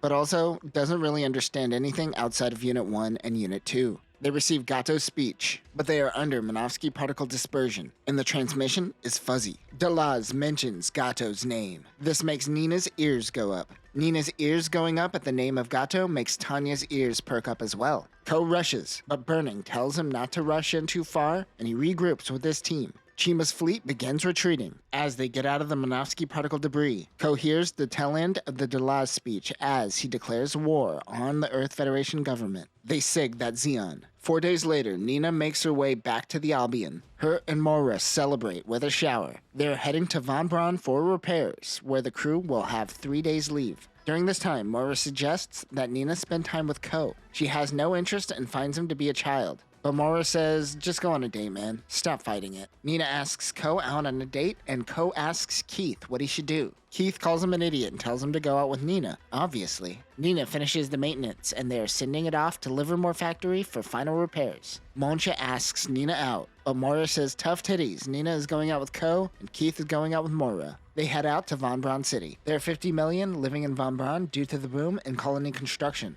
The moon acts as a transit center between Earth and the colonies. It is built in layers. Most commerce and business are on the first layer, while industrial industries function at a lower level of the city. Nina has to drop off some paperwork at Anaheim Electronics and will meet up with the gang shortly. She gives Ko a kiss on the cheek. She wonders if she overdid it. Her coworker Paula saw her with Ko and calls her out. As they are walking, they run into Section Chief Karina Haxel. She is now the director of Levian Rose. She blames Nina and Unit 0 for what she considers a demotion. She says the day after tomorrow will be quite entertaining. She is being ominous, and the girls have no idea what she is talking about. Keith and Moira leave Ko at the theater while they go off and have their own fun. Nina changes into a dress. On her way to the theater, she sees The Nightmare of Solomon, Annabelle Gato, on TV alongside Delaz. Ko waits for Nina. Chima is meeting with O'Sullivan, the director of Anaheim Electronics. She is concerned of the Federation watching over their supply ships that they are bringing to the moon. She threatens to drop a colony on the moon if anything goes wrong. She is having a hard time taking down the Albion and their white Gundam and needs something to help take them down. O'Sullivan thinks that they could provide her with a mobile suit that could get the job done. Nina is running late. She heads to Kelly Leisner's junkyard. She needs to talk to him. She flashes back to a time where she was looking around the junkyard for a control core chip for an MS-5. Gato tells her to go away, but Kelly comes over and says she could look around if they don't bug them. Remember, Kelly was Gato's wingman during the Battle of Abawaku. This is Gato and Nina's first meeting. She wonders if he truly is a Zeon soldier. She wants to know the truth, but doesn't get any answers. Nina runs back to the theater, but he already left. While waiting, he runs into Monsha, Alpha, and Chap, and he joins them at the bars. There, he is bummed out while Monsha calls him a dumbass. He just wants to defeat Gato, and Monsha tells him that the Immortal Fourth survived the 1-year war because they lived on the brink of death. But what Ko is doing right now is getting ahead of death. This is how death catches up to you. He is being a dick, but he is making a great point about not overdwelling on the future. Like the anime, Ko runs off and meets with a gang in the alley who beat him up. Ko is saved by Kelly, but unlike the anime, we learn what happens moments before leading up to him running into Ko. Clara of the Kraken team has made her way to the moon and heads into an underground Zeon Remnants meeting. They are riled up by Delaz and his declaration of war. Among these group of Zeon Remnants is Kelly. He begins leaving, claiming that there are Fetty spies at this meeting. Sure enough, EFF raids the building. Clara and Kelly make their escape, during which Kelly runs into Ko. He goes, "Oh well, not my problem," but Ko suddenly wakes up for a moment screaming the name Gato. He wonders how this man knows Gato. The next morning, Nina is at work early after standing up Ko. She gets a call. O'Sullivan wants to talk to her. Ko wakes up to find Latour watching him. She calls for Kelly. O'Sullivan says he is very impressed with what Nina has accomplished with Unit 1. He wants to conduct one more final test in the form of a mock battle. He hands her a document containing data on GPO-4 Gerbera, suspended. But of course, O'Sullivan said they acquired funding outside of the Gundam development project to finish in-house. Karina comes into O'Sullivan's office and tells her that this project has been her baby. It was cancelled because it was too close in design to GPO-1, but Karina has been redesigning it over at Livian Rose. They want to pit Unit 1 and 4 against each other to test the might of Anaheim Electronics. Nina is hesitant. Ko notices that he is in a junkyard. Kelly says he could have breakfast and then he has to leave. While eating, Kelly wants to know his relationship with Gato. He tells him that he was drunkenly saying Gato over and over again when he found him. Ko tells him that it is classified. Kelly tells him that he and Gato were a part of the Solomon Defense Forces where he lost his arm. They argue and Kelly tells him to leave and calls him a coward. On his way out, he sees that Kelly is working on a mobile armor. Kelly tells him to get away from it, but Ko wants to help him out with fixing the unit. He says that he loves mobile suits, which is why he started doing this. But Monsha was right. He has never faced death before. But what he does want is to fix this mobile suit even if they are enemies. Ko joined the military because he loves mobile suits, but was taken aback when thrusted into war. This is kind of the opposite of Kelly, who is living a kind of quiet life fixing up mobile armors. But the battle calls for him, unlike Ko. The Anaheim girls say goodbye to Nina as she heads back to the Albion. Anaheim girls. Burning says that Ko broke protocol, not coming back to the ship. Keith mentions he was on a date, so Brennan gives him a break. Mora calls Nina thinking that Ko is with her, but she tells her that she stood him up. They have no idea where Ko is. While helping fix the mobile armor, Laterra says that she doesn't want Ko to take Kelly away from her. He still has the fire inside him to be a pilot. Don't worry, it won't be Ko who pushes him over the edge. It will end up being two drunks messing with Kelly. Chima comes to meet with Kelly regarding the mobile armor. She tells him to have it done by tomorrow. While this is happening, Clara notices Chima and chases her down on a stolen bike. Ko calls Nina. She apologizes about standing him up, but all he cares about is a few questions regarding the AMBAC system for a mobile armor. That is when Clara comes rushing by him. He hangs up on Nina. Kelly suggests that Ko leave, as they are planning something big tomorrow, but Ko is determined to help him until it is working. He wonders why Ko is so determined to help finish this mobile suit. He tells Kelly that he simply doesn't want to finish what he started. Kelly says that the Valwalo was abandoned during its production, and he says that he and the mobile suits are both incomplete. Lautera wants him to live the simple life as a junker, but he has a calling to be a pilot. He felt the fear of death when he lost his arm, but he tells Ko that his anger was what kept him going. He believes that it is up to the soldier to fulfill their duties with the power they are given. He is greatly driven by the ideals that motivate him. Ko mentions this is similar to what Gato once said. Kelly enjoys him being talkative, but reminds him that after they are finished here, they will become enemies on the battlefield. Tanya talks to Karina about the involvement of AE and the Gundam development project. Specifically, she is curious why Anaheim Electronics continued with Unit 4 after the project was canceled. She wonders if this is because of some feud she has with Nina. She tells Tanya that the Anaheim girls are bred to create mobile suits from scratch. Tomorrow's test is more of a test of how far she has grown. Nina's mind is focused on Gato, but she really needs to be focusing on the mock battle tomorrow. At the bar, Chima's men allow Claire to approach her. She has been searching for her for a while and wants to join her forces. She explains how she was an instructor at the academy back in the day and always wanted to be on her team since then. Chima brushes her off and says that she has no use for a pipsqueak with braids. Claire takes out a knife and cuts her braids off to show Chima how serious she is. Perhaps Chima can find a use for her. After a day of nonstop work, Kelly and Ko are able to get the Valwalo up and running. He salutes Kelly and takes his leave. He tells him that he has lit a fire inside him. Back at the Albion, everyone is concerned that Ko has yet to show up. The mock battle is scheduled soon and no one still knows where he is. While the Albion engineers bicker, Karina and her test pilot are prepping the GPO-4. The RX-78 GPO-4G Gundam Gerbera is one of the mobile suits designed for the Gundam development project and is designed for high-speed assault. It has 3 stern boosters on its back. This allows it to fly to the battlefield at fast speeds. It was canceled due to its design features overlapping with Unit 1, but Karina resurrected it. Weapons include an I-field beam saber, a modified version of GPO-1's long-range rifle, which also has a beam jute and a custom shield. This can also be equipped with the BOA XBR M8205H beam rifle and GPO-1 shield. A certain clone will go on to pilot this and try to protect it from Chima. I should probably cover this UC Engage arc. Mora wants to call Keith the pilot, but Nina decides she will pilot it. However, Ko finally makes his appearance. The girls yell at him for being late. Everyone notices that he is relatively calm and happy. He didn't even have to have sex with Nina. He was able to metaphorically get off after fixing a mobile armor. He doesn't have a cigarette in his mouth, but he has the aura of someone that has a cigarette in his mouth. Ko launches in Unit 1. Kelly is prepared to pilot the mobile armor, but Chima's underling Colt gives him money and tells him that he will be piloting the Valwalo. It's the same dude from the OVA. Apparently, he was a B-Gro pilot during the 1-year war, but I don't remember there ever being mention of this guy's past. He'll be dead in a second anyways. Colt laughs and says, "You really think we would rely on a one-armed guy?" Kelly goes in to attack Colt, barely missing the gunshot. I mean, he missed the gunshot, but he's going to not be able to hear out of that ear for a very long time. He headbutts and kills Colt. Loud Terror walks in. Kelly gives her the money and tells her to live her life and forget about him. But she says she can't while holding her stomach.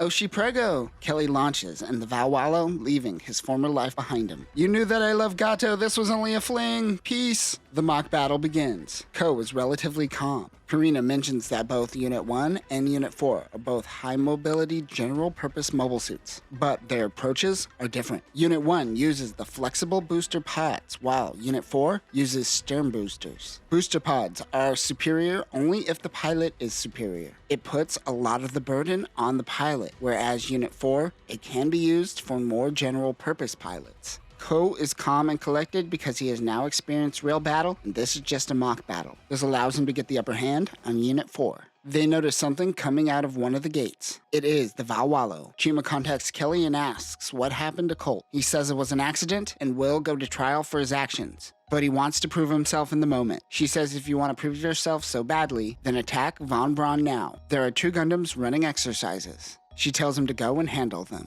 Gato promised Kelly that once the time came where they would rise up again, he would come back for him. It seems Gato didn't uphold his promise. They get word of the mobile armor and halt the mock battle. Ko is informed of the red mobile armor and instantly knows who it is. Ko goes, "It really is you," and he flashes back to all the good times he had 12 pages ago. Even in real time, it has only been like 4 to 8 hours. Not enough time has passed to reminisce. Kelly begins attacking. The random test pilot in the Gerbera is freaking out because this just became a real battle. Ko tells him that he should be thinking about Lao Terra and not piloting anymore. He too reminds Kelly that Gato isn't here. Ko knocks the Valwallo down to the lunar surface. A Salamis from the Von Braun forces comes to their location when suddenly it is attacked. Kelly hears Gato's voice. He has come for him. Aw, best buddies. He is in a decked out GPO-2. This seems to integrate both elements of the MLRS type and the bazooka type variants of GPO-2. Check out our recent episode of Gundam Katana, which explains the MLRS variant. Unit 1 and Unit 2 begin fighting. Chima lets Gato handle the mobile armor as she has a new interest. Chima's test for Clara was to steal the Gerbera. She takes one of the test pilots and sets off an explosion to make it seem like the mobile suit was destroyed. Von Braun sends out Jim's space command types. Ko asks to borrow a rifle. The Jim pilot wonders who he is, but before he could think any further, the Jim is destroyed and his rifle conveniently flies towards Ko. Ooh, free rifle. A Columbus class comes in to support the downed Salamis. It launches a ground assault type gun tank. We talked in depth about this gun tank during our coverage of Igloo the Gravity Front. However, this lunar variant is drastically modified. It has a 3-tube missile launcher typically found on the gun tank 2. On top of the unit is the double cannon found on ball type Ks. It also has a gem shield on each side. All these changes essentially turn this gun tank into the G-Bull. Gato thinks that the Federation's response to this attack is sending in a tank truly shows the Federation's incompetence. He instantly slices the gun tank in half. They attack the Anaheim Electronics facility. Zeon secures the Valwallo. Ko tells Gato that he should have just let Kelly live his life. He is mad that he is dragging him back into war. The girls are okay, but the facility seems to be on fire. They tell Ko not to chase Unit 2. He goes to link up with the Albion. The Albion leaves the moon without any real mission plan. Nina isn't on board the ship. Tanya wonders why she didn't go. Usually she is very adamant about monitoring all things Unit 1, but now she is leaving it in the hands of Mora. She wonders why Tanya isn't on the ship either. Her mission is to investigate the Gundam development project. She is going to look into Unit 4. Of course, she doesn't believe that it simply blew up during the attack. She wants to confirm the wreckage for herself. Before the two depart, Tanya tells Nina that O'Sullivan is a really corrupt guy, and it's possible that he may be helping the Delaz conflict. Meanwhile, O'Sullivan is working to change the appearance of Unit 1 so Clara can return it to Chima. The Albion crew are now back in the Shoal Zone. They don't have enough manpower for this chase. Of course, we will learn that this is all to set up Cohen and the Gundam development project to fail. Right now, they are operating under Luna 2's 2nd Garrison under Commander Wyatt. This is due to a joint operation due to the upcoming naval review. Since they are a new ship, they should be a part of the review, but something does seem off. Suddenly, Keith picks up 2 giant objects. He and Monsha go to investigate, but it is just 2 colonies. These colonies are being moved as part of the colony reclamation project. They are being moved to Side 3. Keith never realized just how big the colonies are. Chima returns to his ship and she seems somber. Coxwell asks if she got in touch with Commander Gail Hunt, the lone survivor of the Granada Marine Amphibious Unit. He never ended up showing up to their meeting, but Chima saw on the news that he was captured and sentenced to death. We flash back to December 31st, UC-0079. Chima and her fleet are fighting alongside Gale for their life. They all go rushing in, assuming they will die in battle. She says that living in this world is like gambling with dice, a quote Gale used to say. The Albion crew stumbles across a Birmingham-class ship and Admiral Wyatt's fleet. The new Birmingham ship seems to be another instance of EFF pride and bureaucratic nonsense. It is bigger than a Magellan-class ship, but for some reason EFF didn't build them with mobile suits in mind, so there's no hangar. This is a major oversight to have something this short-sighted built post-1-year war. Luckily, this will be EFF's last vessel centered around the big gun concept, and it certainly does have some big guns. It has a twin megaparticle cannon, 2 extra megaparticle cannons, a twin laser cannon, and a missile launcher. Alpha is mad that this giant-ass fleet can't afford to help them find Unit 2. All they send to help them is a measly Columbus-class ship. On board is a squad of pilots on loan to the Albion. Later, the boys check out the new pilots, and they notice one scarred on the face. This man goes by Ensign Cloud Kurtz, but he says that living in this world is like gambling with dice. This is Gale in disguise. He looks up at the Gundam.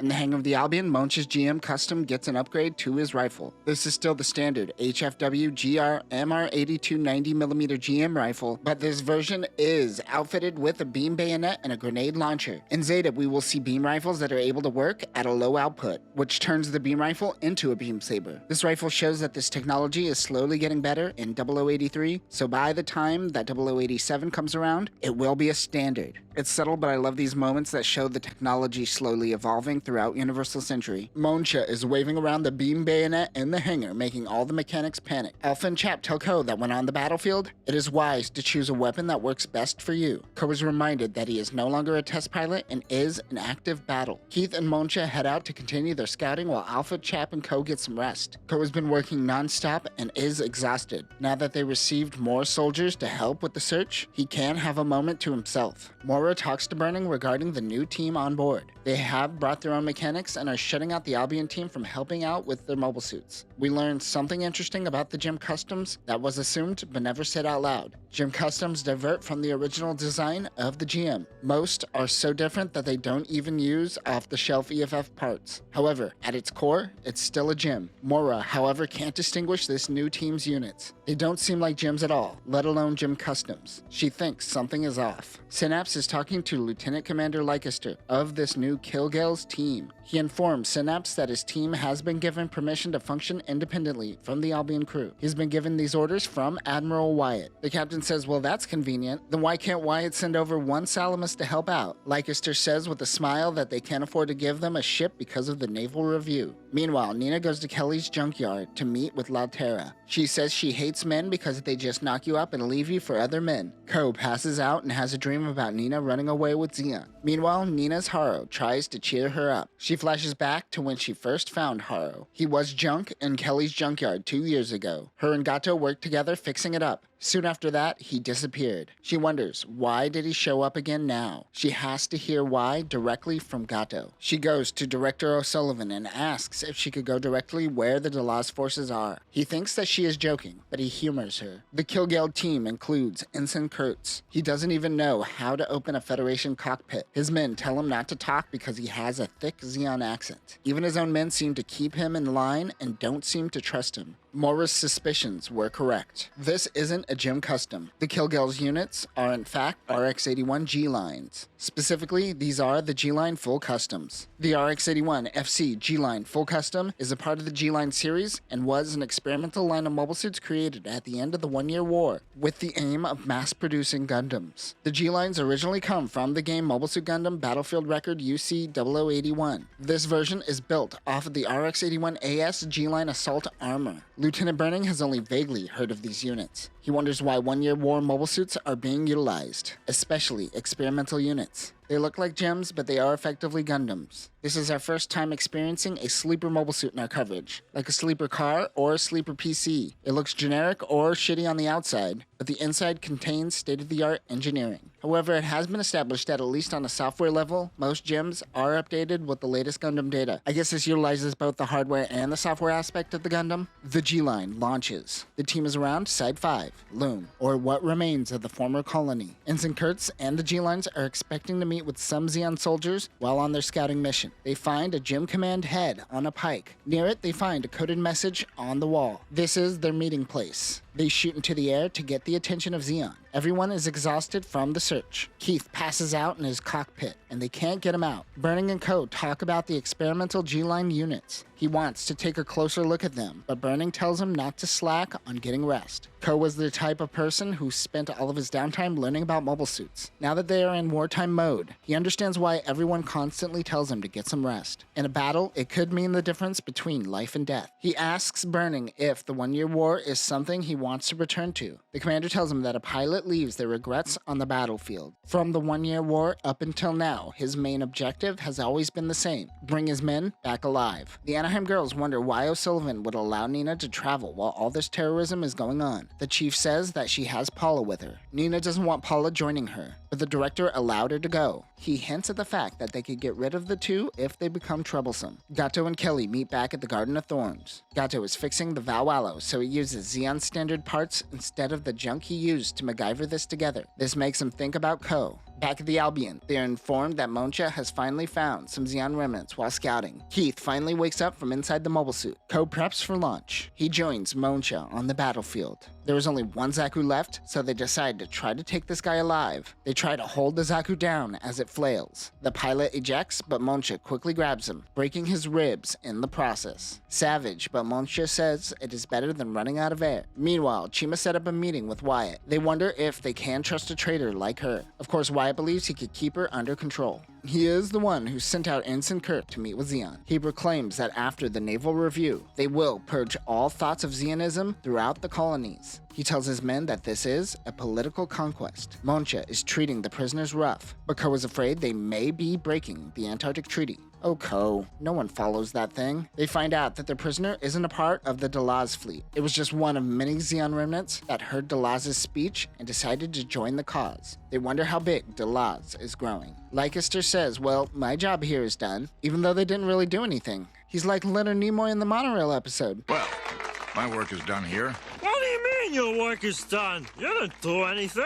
He departs for the naval review. Synapse is certain that Unit 2 will make its appearance at the naval review. They will wait for it to come out at Compay Island, but they must stop it at all costs. Chima has a nightmare about her commanding officer telling her to use gas to suppress a colony, not realizing it will kill all the colonists. She wakes up in a panic and says this is why she hates sleeping. Oh, samesies. She's been having this nightmare for 4 years now. She remembers Delaz calling her a mayfly.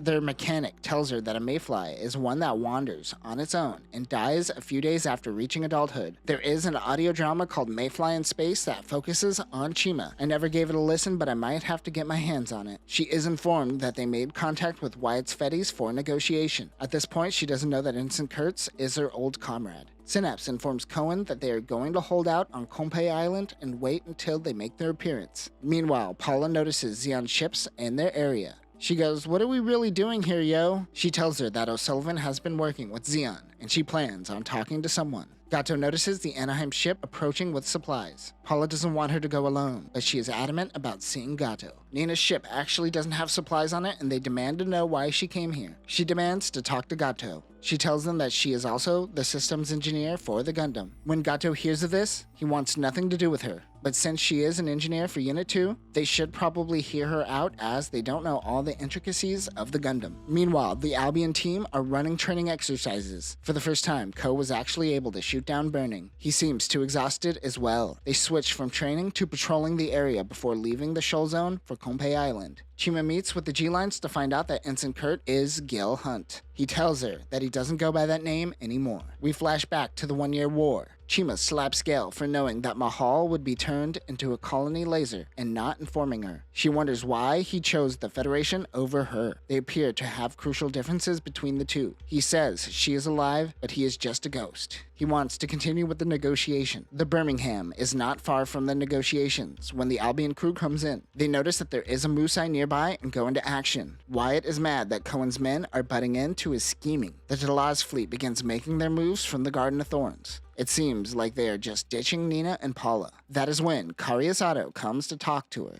Carius was also in the OVA, though mainly in the background. He gives Nina a headset that is connected to Gato's mobile suit. She tries to talk to him, but he is silent. He says that he doesn't have the answers she is looking for and asks her to leave. All she wants to know is whether or not he knew she was an Anaheim Electronics employee when they were together 2 years ago. She wants to know if she was being used, as Nina had general feelings for Gato. We flash back to UC-0082. Paula congratulates Nina on being the leader on the Gundam development project. Nina isn't around on her days off, so Paula assumes she is seeing a man. She prods about who he is, but Nina says that he is quite silent and doesn't say much, but he loves machines, and the two of them brought this Haro back to life. Paula could tell she is in love, but she denies it. Back in the present, we learn that this was Paula's flashback. She couldn't believe that the guy back then was actually a Zeon remnant soldier. She asks him again if she was being used. Gato just calls her a damn fool. Chima and Ensign Kurt's meeting is interrupted by the Albion crew. He wonders what the G-Lines are doing here, but Keith tells him they aren't friendly. He points his weapon and shoots at Ko at Unit 1, but it was just a flare round. He isn't trusted with real rounds, but he has 2 custom twin-blade sabers. Green Wyatt is informed that at this rate, the deal with Chima will fall apart. It leaves them no choice but to fire on the Albion. Chima calls off the deal. The Birmingham fires and hits a Musai-class ship as she and her men retreat. Kurtz tries to attack Ko, but the other G-Line pilot stops him and apologizes to Burning for the trouble. Burning essentially looks the other way, but Keith is like, what the hell? They were totally gonna try to kill us. Shut up, Keith. Burning is doing a thing. Play it cool. The Birmingham is lucky their attack hit Chima's fleet and not the Albion, or Wyatt wouldn't be able to spin this. Nina wanted to spend every day with Gato, but one day he just disappeared. She was somewhat relieved that it is because he is Zeon, and she is willing to stay here if that is all it is. Gato spells it out very clearly for her. His time on the moon was temporary, and she does not belong here. Only people who are willing to die for the cause. Karyasato says, well, I guess you have your answer. He tells an NCO to ensure they get back safely, but Nina instantly grabs the soldier's gun from his holster. She points the gun at Karius and tells Gato, what if I kill all of you right here and now? Gato says, so be it. She then points the gun at herself and says, let's see how strong your resolve is. Gato says, so be it, and turns off his radio. Paula tells her to put down the gun. The gun goes off, but Paula slaps it away. However, Nina still took some of the damage from the bullet and blood pours out of her. Their unit preps for Solomon. One thing to note is that the Zeon remnants still refer to it as Solomon instead of Kompe Island. I assume they have intel on the name change, and this is more a morale thing. Kelly says that he may regret if he doesn't talk to Nina, but Gato calls him a hypocrite. At least Kelly told Letard to her face he was leaving for a man. Gato has waited for this moment for 3 years and will not sacrifice anything for Delaz's mission. He pulls him in close. Kiss. Come on, do it. A scouting squad is out near Kompe Island. Suddenly, a Holtol rushes straight past and kamikazes into a Magellan-class ship. Holtol stands for horizontal takeoff and landing. We discussed this during our coverage of Igloo, the hidden one-year war, and we saw its variants, the Hytol, earlier on in this manga. He sigs at Zeon before the Magellan goes up in flames. Wyatt is informed of an increase in Zeon remnant attacks. Many of these attacks are just random remnants that have heard Delaz's speech. They are waiting for the main course to make its appearance. Wyatt believes that they are just like rats scavenging and undermines them. The Albion team is also patrolling Kompe Island. Keith takes out an Ogo. He can't get a hit on it. Ko comes in to attack another. Ko is just waiting for Gato to make his appearance. Gato's Guazine leaves the Garden of Thorns. He mentions that he will never return here again. He says the arrow cannot be fired twice. This is an all-or-nothing mission. The Burning team returns to resupply, but they're heading out again soon.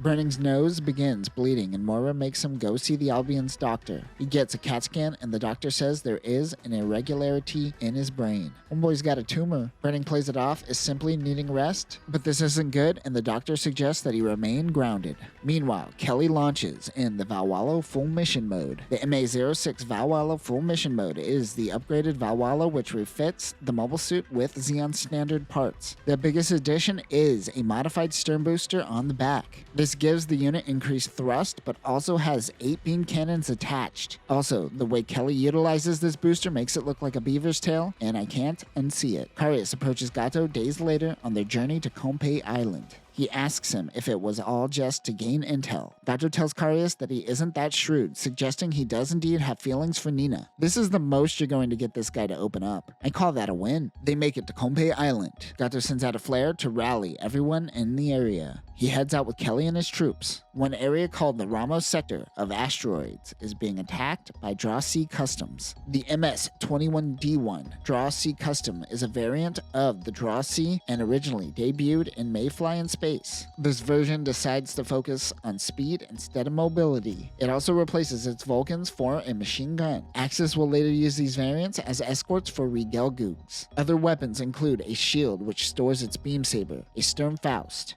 a large Gatling gun, and a triple missile pod which is specific to Axis's heavy equipment type. Gato says this will be his last battle with the Gundam as they move in. Kelly asks for forgiveness from Laterra. Wyatt isn't worried about Zeon remnants and just wants his men to focus on the nuclear warhead. There are 2 hours until the naval review. He makes his leave from Compay to Birmingham. Moncha and Keith launch. Burning talks to Captain Synapse. He will allow him to pilot his Gundam, but he suggests that he doesn't push himself too hard. Burning says after this mission he is thinking of stepping down from the military. He has been separated from his wife since the 1-year war, but she wants to try again, so he wants to leave for love? Oh man, he's so going to die. Ko wants Mora to increase Unit 1's thruster output by 1.5. But this would require the pilots to take a lot of G's to the face, and the Gundam would need to be retrofitted with special parts. They get permission from Burning to make this happen. He wasn't aware that the Gundam development project extended so far. I feel this line is a subtle jab at the differences between the OVA and the manga. Because boy, if you just watch the OVA, you would think the Gundam development project is 2 Gundams in the Albion. But it is so much more. As Gato and Kelly move in, a satellite near Compay Island sends out automatic sentries. I have no data on these little things. Kelly acts as a distraction for Gato. The Albion spots the Val Wallo. Ko wants to launch. Burning tags along. Mora tells Ko that the parts added to Unit 1 were a part of the propulsion system of the RX-78-7,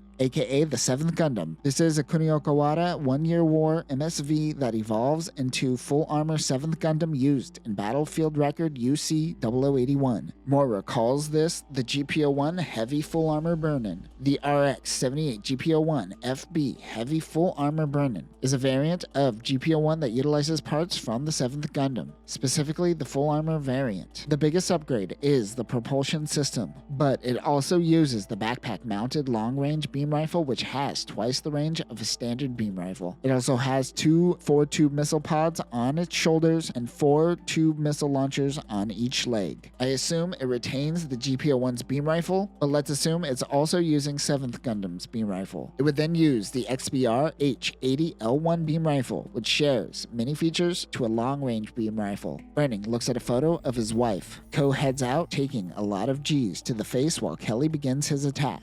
The Val Wallo pinches Jims in half, left and right, as they approach the battlefield. Burning tells Ko that he is no longer a rookie, and he tells him about his wife. Moncha and Keith are able to take out the Draw C's, creating a diversion. They meet back up with Ko and Burning. Also on the battlefield is a certain mobile bridgehead. I don't want to say what it is yet because it will give it away, but Gato says it is the same red eyesore he saw at the Battle of Abawaku. Kelly has made a hole in their defenses and tells Gato to get moving. That is when Ko and Burning make their appearance. Ko goes after the Val Wallo. Burning tells Ko not to get too close. He is surrounded by Zeon mobile suits and uses articulating arms on his backpack to wield beam sabers. Kelly grabs Unit 1 and aims his beaver tail at Ko. Burning comes in and distracts the Val Wallo, but Kelly grabs and crushes Burning's gem, killing him. Karius Otto, Gato, and the giant mobile armor push forward. Karius mentions that this big ring will come in handy. Do you know what it is yet? The big ring hides GPO-2 and acts as a line of defense. Both Kelly and Ko fire on each other. Kelly thinks he hit Unit 1, but Ko uses his beam saber to latch onto the mobile armor. Kelly attempts to grab him with his pincers, but Ko unleashes the 7th Gundam's long-range beam cannon mounted on the back. He destroys the Val Wallo's pincer and critically damages the mobile armor. Kelly wonders why Ko is hesitating to kill him. He tells him to not be naive. Ko goes in for the attack. As the naval review begins, the Big Rang rushes towards Compay Island and destroys one of the New Birmingham-class ships. Wyatt launches his secret weapon. Out of Compay Island comes an EFF-modified Big Zam. We find that Ko stops short before stabbing through the Val Wallo. He tells Kelly to go back to the moon and be with Laterra. He shoots his Vulcans around him, but he doesn't kill him. Ko tells him to leave and takes off without doing anything. He blames Gato for bringing him into this. Gato is taken aback by seeing Dozlzabi's mobile armor on the battlefield. Wyatt mentions that this is indeed Dozlzabi's unit that was resurrected with EFF parts. Look at this thing, it has a VFin and Gundam shin pads. This thing is glorious. But most importantly, it is an insult to their former commander and a great way to decrease Zeon remnant morale. Big Rang tries to ram through another Birmingham, but the Big Zam uses its chicken feet to stop it. A hatch opens up on the big ring, and out pops Unit 2 hiding. Wyatt's cockiness quickly turns to panic. Gato locks on to the Birmingham-class ship and fires the nuke, taking out Wyatt's fleet and the naval review. Ko sees a light and rushes towards Gato, yelling his name.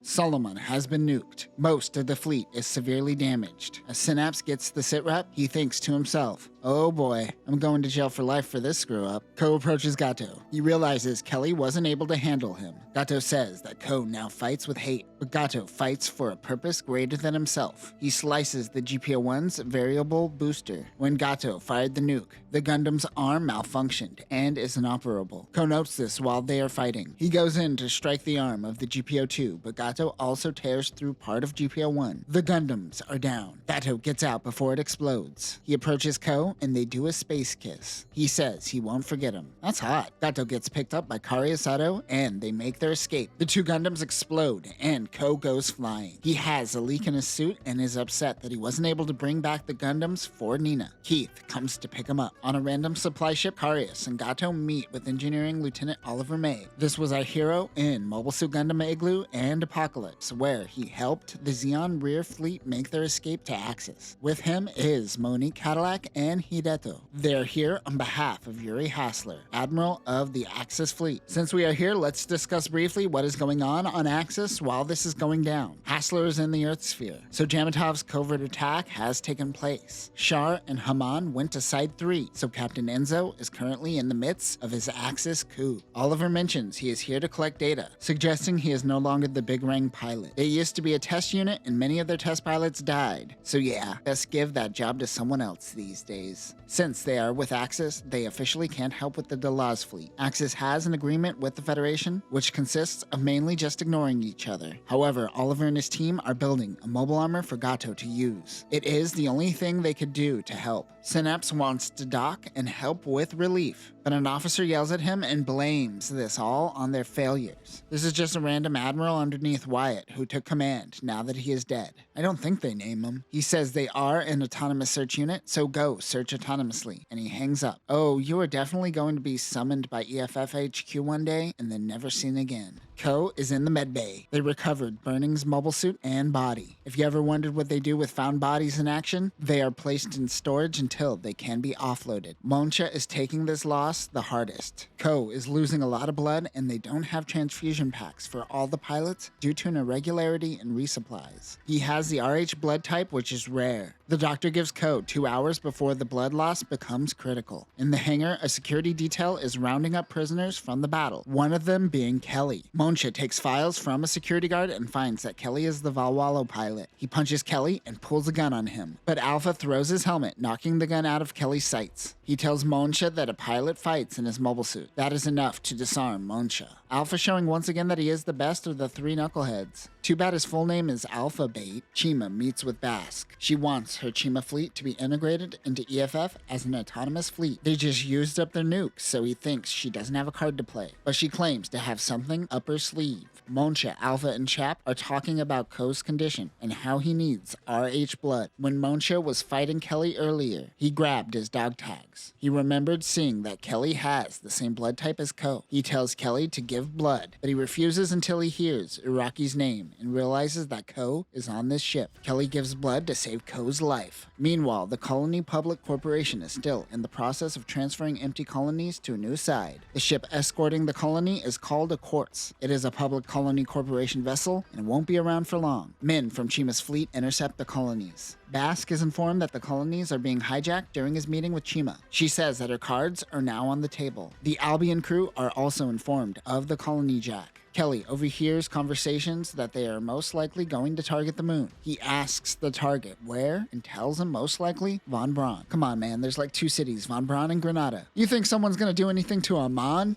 Amman? He thinks of La Terra and wonders if this was always a part of Gato's plan. He calls Gato a sick bastard. Clara brought from Anaheim Electronics the remodeled Gundam Gerbera. This is the Gerbera Tetra. The AGX-04 Gerbera Tetra is more or less the Gundam Gerbera with a facelift. Unlike the OVA, where it was made with leftover scraps of the Gundam Gerbera and the Gundam Development Project, this was designed off-book by Anaheim Electronics based off of a scrapped idea that was intended to be appropriated by Chima. This version also has 2 eyes instead of the typical mono eye. It can also equip a stern booster on its back. This weighs down the unit and makes it a chunky boy, but increases speed and flight range greatly. Weapons include a 110mm machine gun mounted on each forearm, which outperforms 60mm Vulcans, a beam saber, and the X-04 beam machine gun. Chima also retains her shield from her old Gelgoog Marine Commander type. Claire is excited to join Chima's fleet, but she ignores her and takes the mobile suit. Chima refers to it as the Crimson Tetra. Clara takes Chima's Gelgoog and demands that she answers whether or not she could join her group. She says that they are outcasts and they don't need her. Claire will prove herself by fighting Chima right here. Nina wakes up. Paula tells her that she has been in a coma since she attempted to shoot herself. Luckily, it just grazed her. She calls Nina a fool. She wonders where they are. Paula says, yeah, so things are ramping up. The Zeon fleet they were with now met up with the Axis fleet. Looks like they are stuck with Zeon for now. And their fleet is a Guanban-class ship. The Guanban is smaller than the Guadon and the Guazin classes, but it still packs a powerful punch. It's like when the PlayStation releases their PS Slim line of consoles. It has 3 retractable megaparticle cannons and 6 single-barreled cannons, and could carry and maintain up to 18 mobile suits. This originally debuted in Zeta, but was retconned into 0083. This is Hassler's ship. Monique Cadillac informs him that they are almost done with resupplying the Delaz fleet. She also tells him that the mobile armor output is unstable currently, but Hassler tells them to test it out on the field. They are struggling to get past this engineering hiccup. Hideto tells her this is probably why Oliver helped develop weapons on the outskirts of Axis, so he doesn't have to deal with all these politics. He also tells Monique that he heard there is a civilian engineer from Anaheim that worked on the Gundam currently on board one of their fleet ships. Chima and Clara continue their fight when they hear a Fetty signal on the radio. The two stop fighting and hide. She hears Fetty soldiers saying, "Capture Gale Hunt." She sees the damaged G-Line running away. What remains of the fleet from the Naval Review plans on intercepting the Delaz fleet on the moon. They believe that they don't have enough propellant to make it to Earth, and there are many Zeon sympathizers in Von Braun. Meanwhile, Synapse contacts Cohen. The two talk about how EFF is probably going to put a bullet in the back of their heads. Since he is most likely going to lose command soon, he gives the Albion crew one last mission: stop the colony drop. He informs Synapse that Cohen signed off on 3 mobile suits for the Gundam Development Project. There is a Unit 3. Remember, Unit 4 Gundam Gerbera was made with Anaheim funds and was off-book, so it technically doesn't exist. The other G-Line pilots surround Gale and tell him to surrender. He is out of ammo. He seems to be an off-record hire by Wyatt. Now that Wyatt is dead, he is nothing more than a Zeon remnant to EFF. Clara snipes one of the G-Lines and scares them away. She says, "Chima, did you see me? Aren't I amazing?" Chima once again ignores her and talks to Gale. She says for Gale to come with them. Chima has plans on siphoning money from EFF, and they can help give money to the families of those lost during the 1-year war. Gale says that is the difference between him and her. He is fighting for the ones that he lost, while she is fighting for herself and her fleet. He sees that she is a loner who can't commit to something greater. He bears the burdens of those lost at Mahal. He takes off on his own. Monique meets with Nina and asks her questions about the instability in the mobile armor. Paula tells her not to help Zeon, but she tells her that Anaheim Electronics has an industrial device that adjusts a nuclear core. She says that there may be an Anaheim facility nearby. Synapse informs his men that they are taking on a reckless mission by taking the Delaz fleet head-on. Everyone has no objections. The captain assigns Monsha to pilot Unit 3 since Ko is still out of commission. Nina tells them that there is a self-navigating docking ship in the area called Levian Rose. On the Albion, the crew prepares to go pick up Unit 3 at Levian Rose. In the medbay, Ko wakes up. He thinks of Nina.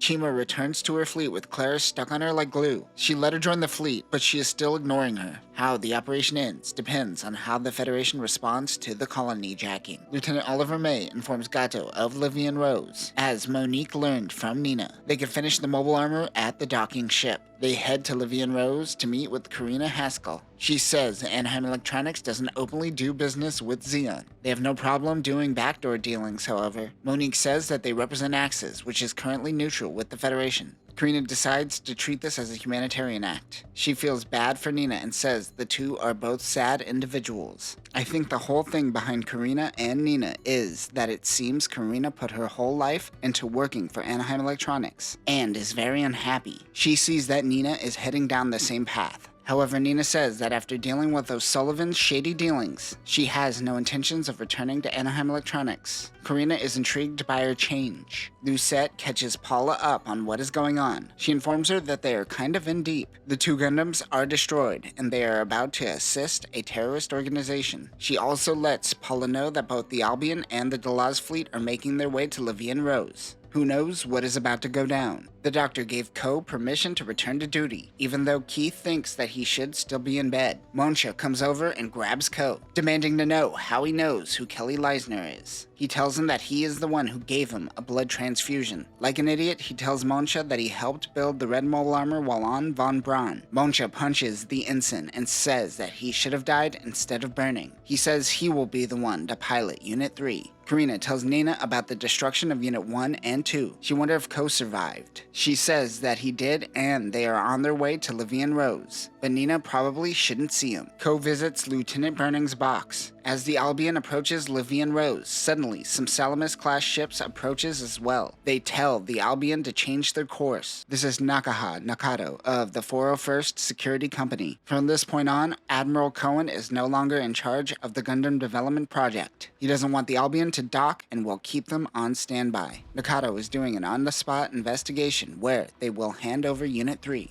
Tanya contacts her higher-ups as she doesn't know what's going on either. She left the moon on her own to investigate Levian Rose. This should be her job. Lucette looks out at the Stamen. The RX-78 GPO-3 Gundam Stamen is the core unit that can be attached to the Dendrobian. It was designed to have a core block system, but this version opted out of having it because of the unique 360-degree panoramic cockpit. Since the core fighter couldn't be designed with the panoramic cockpit, it has two interchangeable core fighters. Instead of Vulcans, it has a fire control system for the Dendrobian. Weapons include a beam saber, beam rifle, a folding bazooka, a hyper bazooka, and a folding shield. Nakato is taking control of the Gundam development project and asks Tanya to give his team any intel she previously investigated. Tanya tells him to go through the proper channels, but he informs her that this is a Level A incident approved by Alice Miller. Tanya recognizes that the Federation and the Intelligence Bureau is moving quickly to bury this project and control the truth.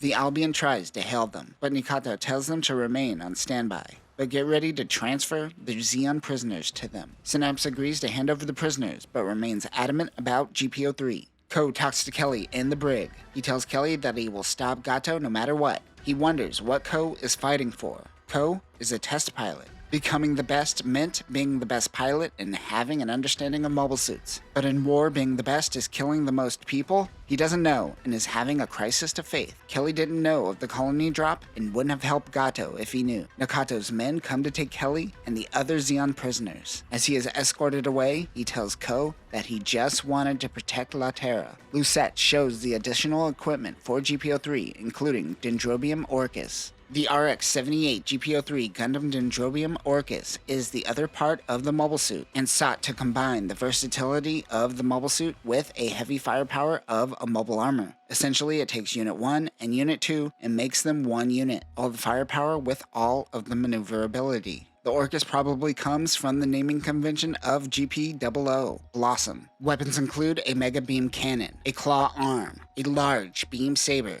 missile pods, a folding bazooka, and a shield. Like the new Zeal, the Dendrobium has an eye field. Everyone wasn't expecting something so huge. They transfer Unit 3 and the prisoners on the shuttle. That is when one of Nakoto's Salamis-class ships is hit. The prisoners on the shuttle get riled up. Kelly kicks the guard. They take his gun and kill the pilots. The prisoners will use this opportunity to escape, but Kelly heads back to the Albion. Meanwhile, the new Zeal is ready and Gato gets into the mobile armor. Nakato sends out gems to intercept. There are no mobile suits for Ko, so he heads out in the core fighter. Lucette runs into Kelly, thinking that he is the Gundam pilot, and they get into the Orcus when Ko hails the ship and notices Kelly and Lucette. They need to get the Stamen over to Ko. That is when Monsha comes in with his gem and says, "Nah, this one's mine." He gets out of the gem and hops into the Stamen. That is when Gato comes onto the battlefield. They gaze at the new Zeal as it takes out a Salamis with ease. Get back into your cockpit, Lucette tells Monsha to dock with the Dendrobium. He assumed this would be like Unit 1. Ko's core fighter is shot and destroyed. What did I just say? He uses his grappling hook and latches onto Unit 3. Monsha tells Lucette that he doesn't know how to pilot this. She says, don't worry, the transformation process will spit out the core fighter. Bye, Monsha! Expecting to pilot Unit 1. Lucette tricked him into using the core fighter. Does the Stamen have 2 core fighters just to make this joke? I really hope it has 2 core fighters just to make this joke. After the transformation is complete, Ko gets into the cockpit of Unit 3. Monsha flies back to his gym, which is just parked out in space still. Monique is trying to collect as much data as possible on the new Zeal.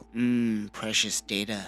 EFF fires anti-air defenses, but the new Zeal activates its eye field. Nina gets back to Levian Rose and gets into a pilot suit. She tells Paula she knows exactly what she is doing and says goodbye. Nakato sends his other Salamis around the back of Levian Rose, using the civilian ship as a shield. Gato finds them to be spineless cowards. He withdraws, but is met with Unit 3 and the Albion. The new Zeal fires a beam blast towards Unit 3, but Kelly and Lucette activates its eye field. Kelly realizes that Gato is in the mobile armor and hails him. He asks if he knew of the colony drop when he asked for his help. Gato realizes Kelly is helping Ko. He says that if dropping a colony is for the greater good for Zeon, then he must stop him. Yeah, but you're kind of in the passenger seat right now, calm down. Meanwhile, Nina takes a tiny worker shuttle out to an active battle. Yeah, that seems like a sane decision. Nina jumps in between the battle and says, take me with you, Gato. But he's doing this for a cause. She knew he would say that. Her being here shows she is committed.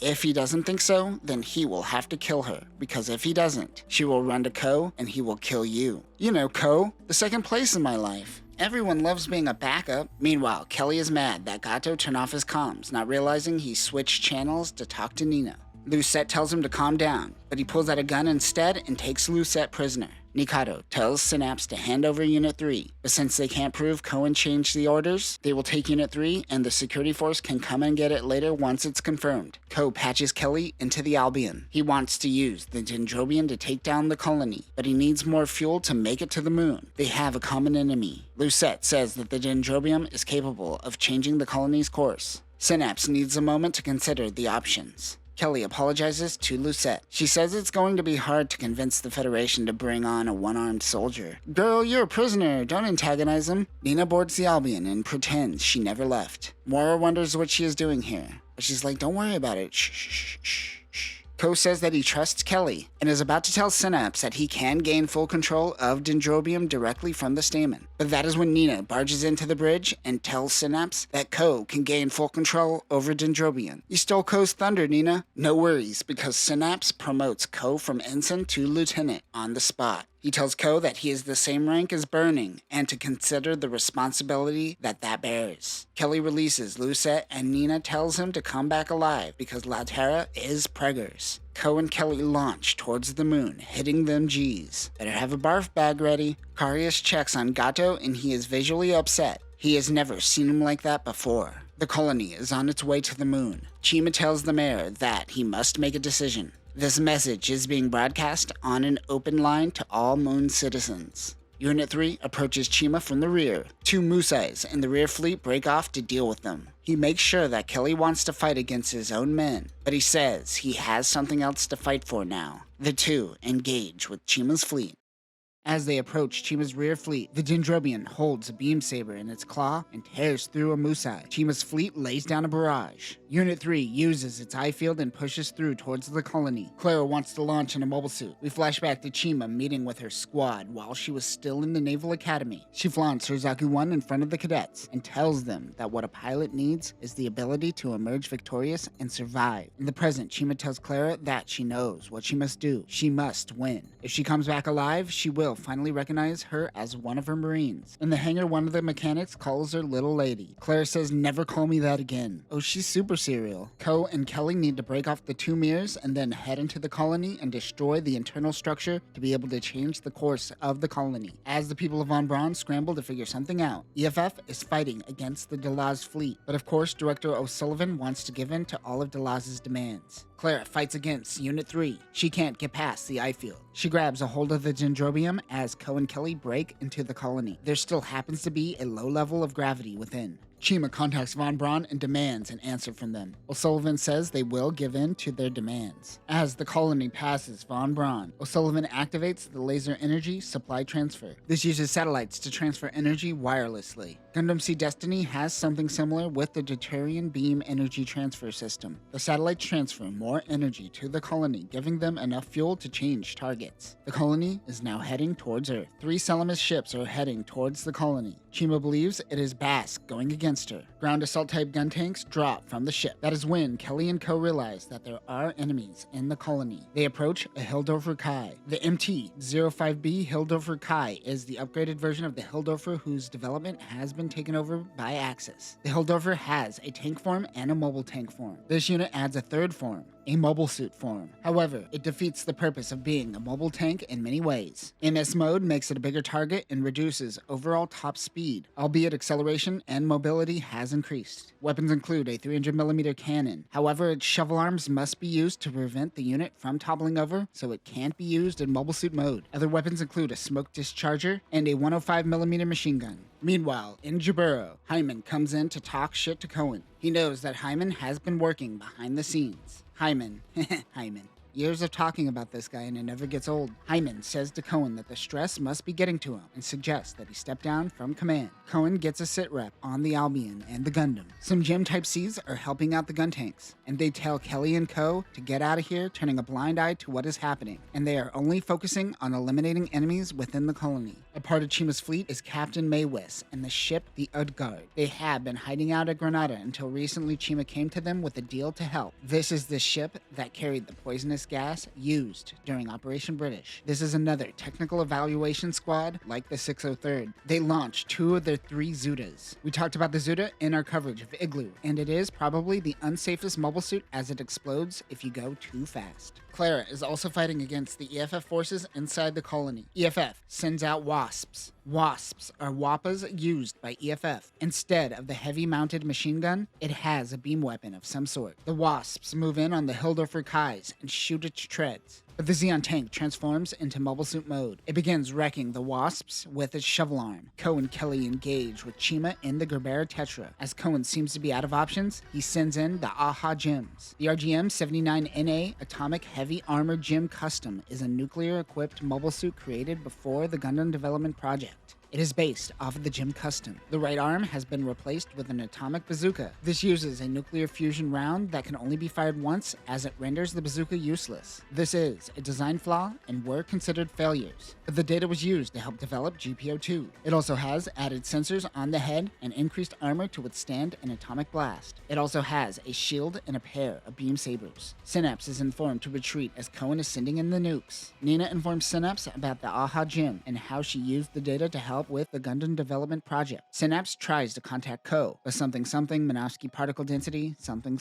Nina wants Co to defeat Gato. Girl, you're sending crazy mixed messages. Chima is informed of the AHA Gem as Clara regroups with her. Maywes believes that they are going to fire at the base of the colony from within. They rush into the colony. Lucette and Nina talk about the flaw of the AHA Gem and why it could only fire once. In space, nuclear attacks don't create a lot of force. In order to have the nuke make a bigger boom, they line the barrel with charged Minovsky particles, creating extreme amounts of pressure. This pressure, however, creates a lot of heat, destroying any chance of the bazooka functioning after one shot. Synapse notes that everyone is getting desperate. Co and Kelly make it to the end of the colony, and they fire at one of the mirrors. The blast shoots out of the colony, unintentionally hitting Chima. She rushes towards the AHA Gem. Unit 3 is only able to make a chip in the mirror. The AHA Gem is only 75% charged, but Chima rushes. The pilot says screw it and fires, but Chima grabs the bazooka and pushes it up. The nuke misses its primary target of destroying the colony, but it does take out one of the mirrors. Even though one mirror is out, it should be enough to throw off the colony's trajectory. However, Chima's right-hand man, Coxel, blows charges on the colony, blowing the other 2 mirrors and ensuring that it keeps on track to hit Earth. Coxel. Co thinks this was all for nothing. Cohen gets all of his forces out in front of the colony to do anything to stop it. Captain Maywes holds off on releasing something called the Serpent as reinforcements come to help. Cohen's ships go down. It is Gato in the New Zeal. He destroys the Salamis Kai-class ships. Kelly yells at Gato for not informing him of their plan and not believing in him. He tells Kelly that he lost sight of the battlefield for a woman and that there is no point in fighting a hopeless man. Co tells him to kill the comms as Gato is just baiting him. Kelly wants to chase Gato Gato, but they are running out of ammo and need to resupply. He tells Kelly to take the escape pod and head back to the moon, but Kelly wants to continue fighting. He can't go back to La Terra unless he fights for something, so he is going to help Ko. Did you forget the part where you stole the dendrobium? EFF is definitely going to kill you. Take the out. Chima's fleet is able to take out Cohen's fleet and are on course to collide with Earth. Clara finally becomes a member of Chima's Marines. Meanwhile, the only card that Cohen has left to play is the Albion. Unit 3 heads back to the Albion to resupply. Keith suggests that Ko get some rest, but he spots Nina and the two are reunited. Synapse will link up with the Earth orbital fleet to help stop the colony. They only have 18 hours until impact. They have to stop it at all costs. Gato contacts Yuri Hassler. They can't get any closer to their fleet due to their agreement with EFF, but if anything goes bad, the Axis fleet will take on his remaining men. They seem to have the attitude of not coming out of this mission alive. He tells Oliver and the old 603rd to head back to Axis, but they want to stick around and collect data on the New Zeal. Gato is certain he will defeat the Gundam. Later, Nina heads to Ko's quarters. She kisses him and tells him everything about Gato. Meanwhile, Lucette notices that inferior rounds are being loaded onto Unit 3. Moira tells her that this was Nina's orders. Lucette says that is dumb. What is she trying to do? Kill the pilot? Oh, Nina, what you doing, girl? Nina tells Ko that he loves him, but she also has feelings for Gato as they were once lovers. She says that her battle is with Ko and the Gundam. That makes it sound like her enemy is with Ko, but that doesn't seem right. Lucette goes to give Kelly some sandwiches and extracts data from Unit 3. She can't believe that he actually came back and didn't run away, right? Keith notices the update, which has a countdown timer. This is how much time they have until the colony drops. Keith wishes Ko good luck, and he and Moira do a little flirting. Chap notices and wonders when the two of them became a couple. Keith tells Chap about how he loves Moira sitting on his face. I added that last part, but Moira definitely suffocates Keith. One EFF fleet is heading from Compay Island to Earth when they are attacked by the New Zeal. The admiral of the Earth orbital fleet is Gene Colony, who has no intention of sending the fleet to take care of the colony. His name is Colony, but he's taking care of a colony. These names are confusing sometimes. Cohen finds out that Colony is colluding with the enemy. Hyman pulls a gun on him and strips him of his rank. Delaz, Chima, and Gato finally meet up with the colony and they move into the final phase of Operation Stardust. Ko and the Albion crew prepare to intercept. As Ko preps GPO-3 for another launch, he remembers what Nina said to him earlier. This fight ahead of him has nothing to do with Nina. This is about taking down Zeon and Gato. Gato and his men are shooting debris to ensure that no one is hiding on their course to Earth. Out in the debris field is Gal Hunt's down G-line. Meanwhile, Bask and his fleet are on standby. They're putting all their faith into Chima and not making a move. Delaz tells Chima to come to his ship. She preps for her betrayal and lets Clara know that they are betraying Zeon. She gives her an out, but she stays with the team. Clara mentions that she seems to have Gale on her mind. Chima says that if you bring him up again, I will gut you like a fish. She modified the Gerber Tetra to use a mono-eye sensor, giving it a familiar look from the anime. As she meets with Delaz, she runs into Gal Hunt, who is trying to turn Coat once again. This is going to ruin her plan. She tries to stop Gale, but Delaz wants to hear him out. He goes on about his men at Abawaku. This triggers a flashback to UC-0078 before the war broke out at Side 3 military training colony Zahat, which is a military port. Chima and Gale are both bright-eyed idealists who are ready to prove themselves to the world. Then the war broke out, and her, Gale, and the Marines were tasked with gassing colonies who don't side with Side 3, including Island Iffish. She feels responsible for the death of 20 million people. Even after the colony drop, Zeon and the Federation are at a stalemate. The deaths barely moved the needle in the war. Operation British is where Gale's face was mutilated. Chima says, "Yeah, I'm into battle wounds," and kisses him. Gale gives her a pair of dice, as he always relates life to rolling the dice. Delaz wants Gale to fight with him and his men, but Gale plans on killing him to bring justice to his fallen comrades during the 1-year war. As they were the ones who carried out the gassing of colonies, they were blamed for the war crimes, even though they were just following orders. Delaz is as good as any higher-up to take his anger out on. Clara fires on Gale, but her Gelgoog's aim is off. Chima goes to stop Gale from ruining her plan. Back at the Albion, the Gundam finally launches. Delaz wants Chima to handle this situation. It seems he suspects something of her and is using this situation to assess the plan. They continue fighting. Chima dropkicks Gale in the back, causing him to smash into Delaz's ship. She says Gale's catchphrase, "You live by rolling the dice," and fires a beam rifle, taking out Gale's G-line. Delaz tells her to come to the bridge. She grabs her gun, prepping for her coup. Gato spots the Gundam approaching their location. Draw C's engage with the Dendrobium. Ko and Kelly unleash the 1082 micro missile pod. Kelly uses the claw to crush a few incoming Rickdoms. That is when Gato makes his appearance on the battlefield. Synapse wonders if the fleet ever intends to back them up. Nina comes onto the bridge of the Albion and tells him about the new Zeal. Lucette is there too. The captain tells them that they should leave, but they want to play this out. Nina is stressing too hard, which causes her stitches to open up. She ends up passing out. Meanwhile, on board Delaz's ship, Chima begins her coup. She pulls a gun on Delaz as her men take control of the bridge. The new Zeal and Unit 3 clash. They fire missiles left and right. It looks like two giant action figures smashing into one another. Gato can recognize Kelly's movements and Ko's attack patterns. He has the upper hand and is about to go in for the kill, but he is informed that something is up with the Delaz fleet, and he needs to respond. He ignores Unit 3 for now and heads back to the Guanan. He heads back to the Delaz fleet to find that the attacks have been suspended. Chima comes on the comms telling them to lay down arms as they have Delaz as a prisoner. Operation Stardust ends here. Gato runs into Chima's fleet, who ties him down and surrounds him. Synapse is getting intel as it comes in. He assumes the random stop in the operation is why the orbital fleet never made their move, but he still has no idea what is going on. Unit 3 returns to the Albion once again for a resupply. Moira and Lucette get to work. Ko tells the two, as it is now, Unit 3 doesn't stand a chance against Gato. The doctor tells Nina to take it easy, but she heads back out to the hangar to help out. Oliver is informed Yuri Hassler of Chima's betrayal. They should probably link back up with the Axis fleet, but they want to monitor the new Zeal. Captain May West is watching everything go down. Chima helped his fleet in their time of need, but his Zeon Remnant group is also inspired by Delaz. He decides to just let things play out and help whoever comes out on top. Unit 3 is designed to have both the maneuverability of Unit 1 and the power of Unit 2, but Ko is struggling with the mobile suit. Nina comes in and says she knows how to fix the Gundam to make it do what Ko is looking for. Chima tells Gato to surrender when Gale comes on the bridge. He barely survived and made it to the Guanban before running out of oxygen. Delaz tells her that this cause isn't about him, it is about Zeon. Chima tests this theory. She sends communication to the Delaz fleet warning them that lying ahead is a trap set up by the Federation.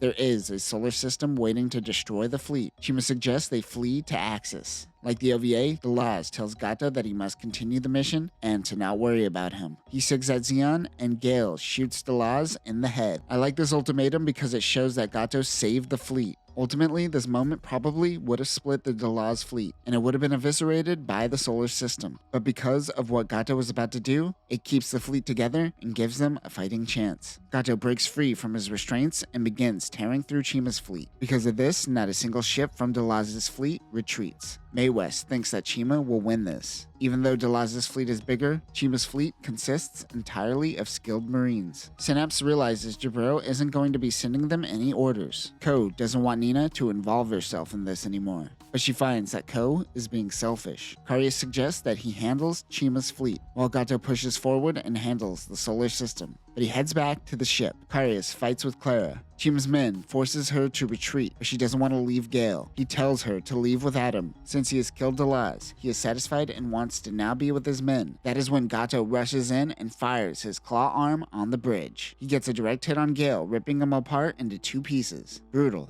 Chima and her men flee before they get swept out into space. Gato heads forward towards the solar ray. Claire tries to stop Gato and Karius on her own, but Chima steps in with her Gerbera Tetra. The solar ray is at 78% and still needs time for assembly. Bass gets a fleet out in front to defend the solar weapon. He tells Chima's fleet to back them up. Chima and Gato engage in battle. This panel makes me think of Grievous fighting Obi-Wan, and it makes me laugh. The mobile armor isn't menacing in the manga. Clara notices a bullet hole in New Zeal's shoulder and tells Chima that there is a weak spot in Gato's eye field. She fires at the New Zeal's shoulder and gets a direct hit. Chima's fleet closes in on them, but the Pier Grant blocks the fleet. We never named this Musai-class ship directly, but the Pier Grant was responsible for getting Gato back to the Garden of Thorns with the Gundam. The Pier Grant goes down while helping Karius and Gato head towards the solar system. He recognizes that his anger made him lose sight of the greater good, and the Pier Grant's destruction helps him focus. He focuses on commanding the Delaz fleet to victory. Back on the Albion, the crew finally receives orders. Their orders are to work together with Chima's fleet to prevent the colony drop. Everyone thinks this is crazy, but for Ko, his goal is stopping Gato and the colony. Tanya is on a shuttle and trying to intercept the Albion. In the hangar, Ko wants to speak with Nina, but he has to remain on standby in his cockpit. Tanya makes it to the Albion. She has orders that come from Cohen before he was stripped of his rank. Their orders are to retreat and lay low during this operation. However, Synapse and the crew hold a personal responsibility, and they can't back down. They won't take orders from Bask and the orbital fleet. They will act as they always have been, as an autonomous ship, and focus on taking out the colony. Tanya goes, well, okay. Bye. Nina is able to get the boot sequence working. Lucette gives her credit, even though this is her Gundam. Moira tells Nina that she should go say something to Ko before he launches. But Tanya comes over and tells Nina to come with her. She tells her that she was on Levian Rose when Nakato was doing his thing. Of course, Nina refuses, and Tanya finds her actions to be selfish. Unit 3 is finally good to launch. Back at Levian Rose, Karina tells Paula that there will most likely be a purge at Anaheim Electronics after this event. Paula has Nina's Haro. Suddenly, a recorded message from Gato begins playing out of Haro. Gato and the New Zeal attacks the main fleet. They only have 1 hour until the colony reaches the point of no return. Synapse and the Albion crew plan on stopping the colony and the Delaz fleet before the solar system is fired. Lucette isn't going into battle with EFF and suggests that Nina get off the ship as well. Of course, she is going to stay on board till the very end. She wants to ensure the safety of the Gundams. Lucette, showing why she is the best of the Anaheim girls, says, Nina, please, you are just lying to yourself now. You are clearly doing all of this for Ko, not because of the Gundam. Bitch, stop lying to yourself. Lucette tells it like it is. The Albion departs from Levian Rose, leaving Haxel, Tanya, Lucette, and Paula. But Paula wants to borrow a ship to go after Nina. Why didn't you just go with them? Why did you wait till now? As Unit 3 launches, Kelly asks about his relationship with Nina. He realizes that he knew Nina when she was dating Gato. He wonders if this fight against Gato is personal. Ko doesn't believe so, as he views it more as a personal rivalry and must win using the Gundam. The Albion gets a laser comm from Chima's Zanzibar. It is intel regarding the colony control room to change the colony trajectory. He wonders if this is an elaborate trap. Coxo wonders why Chima gave them the intel. She says that they will need the help of the Gundam to help kill Gato. She is going to have revenge for killing Gil. Clara and Chima launch as Karius and Gato push forward. Chima's Marines come in from behind. They are caught in a pincer. They have nothing to lose, so they push forward towards the solar system. That is when Unit 3 comes onto the battlefield. I love this image of the New Zeal, but I also love even more Japanese people's interpretation of Western theology. Make it look like Jesus, but also make it look like a giant bug robot. Oliver in the old 603rd, monitoring the battle, notes that this is their final push. They launch these really cool looking sensors that look like mono eye sensors jerry-rigged to a thruster. Things like this is what makes Igloo super interesting. Too bad it looks ugly. An enemy Musai attacks the Albion. Keith is struggling to filter Chima's friendly units from the Delaz fleet. The Albion gets some damage on the starboard nozzle. Synapse is shocked to find Nina still on board the ship. She tells him that she has a will if anything goes wrong. Synapse says, yeah, but if we die, our families at least get pensions. You are a private citizen. The pragmatic Synapse is looking at unfettered idealism straight in the eyes right now. Ugh, young people, dying for causes and whatnot. Ask focuses the solar system on the colony while the fleet and Chima handles Gato and the Delaz fleet. Chima recognizes that this puts them in the line of fire of the solar system, but she plays along with Bask for now. She will soon forget about this. Chima meets up with the Gundam and tries to talk to Ko. She realizes that Kelly is with him. Chima teases him. She thinks that he betrayed Gato, but then she says, oh no, you didn't betray Gato. Gato broke up with you. Aw, you mad about your boyfriend leaving you? The Delaz fleet focuses on destroying the colony system control vessel, as destroying a giant weapon 40 kilometers in length would take quite some time. Chima, Claire, and Ko attack Gato. Bask's plan is playing out as he wanted. He's going to sit back and watch as everyone kills themselves in the process. As Chima and Gato fight it out, Kelly protests fighting as he doesn't want to fight alongside Chima. Ko will have to switch over controls if he wants to fight. The Albion breaks into the colony. Clara uses chain mines on the New Zeal. Gato fires missiles, damaging the Gelgoog.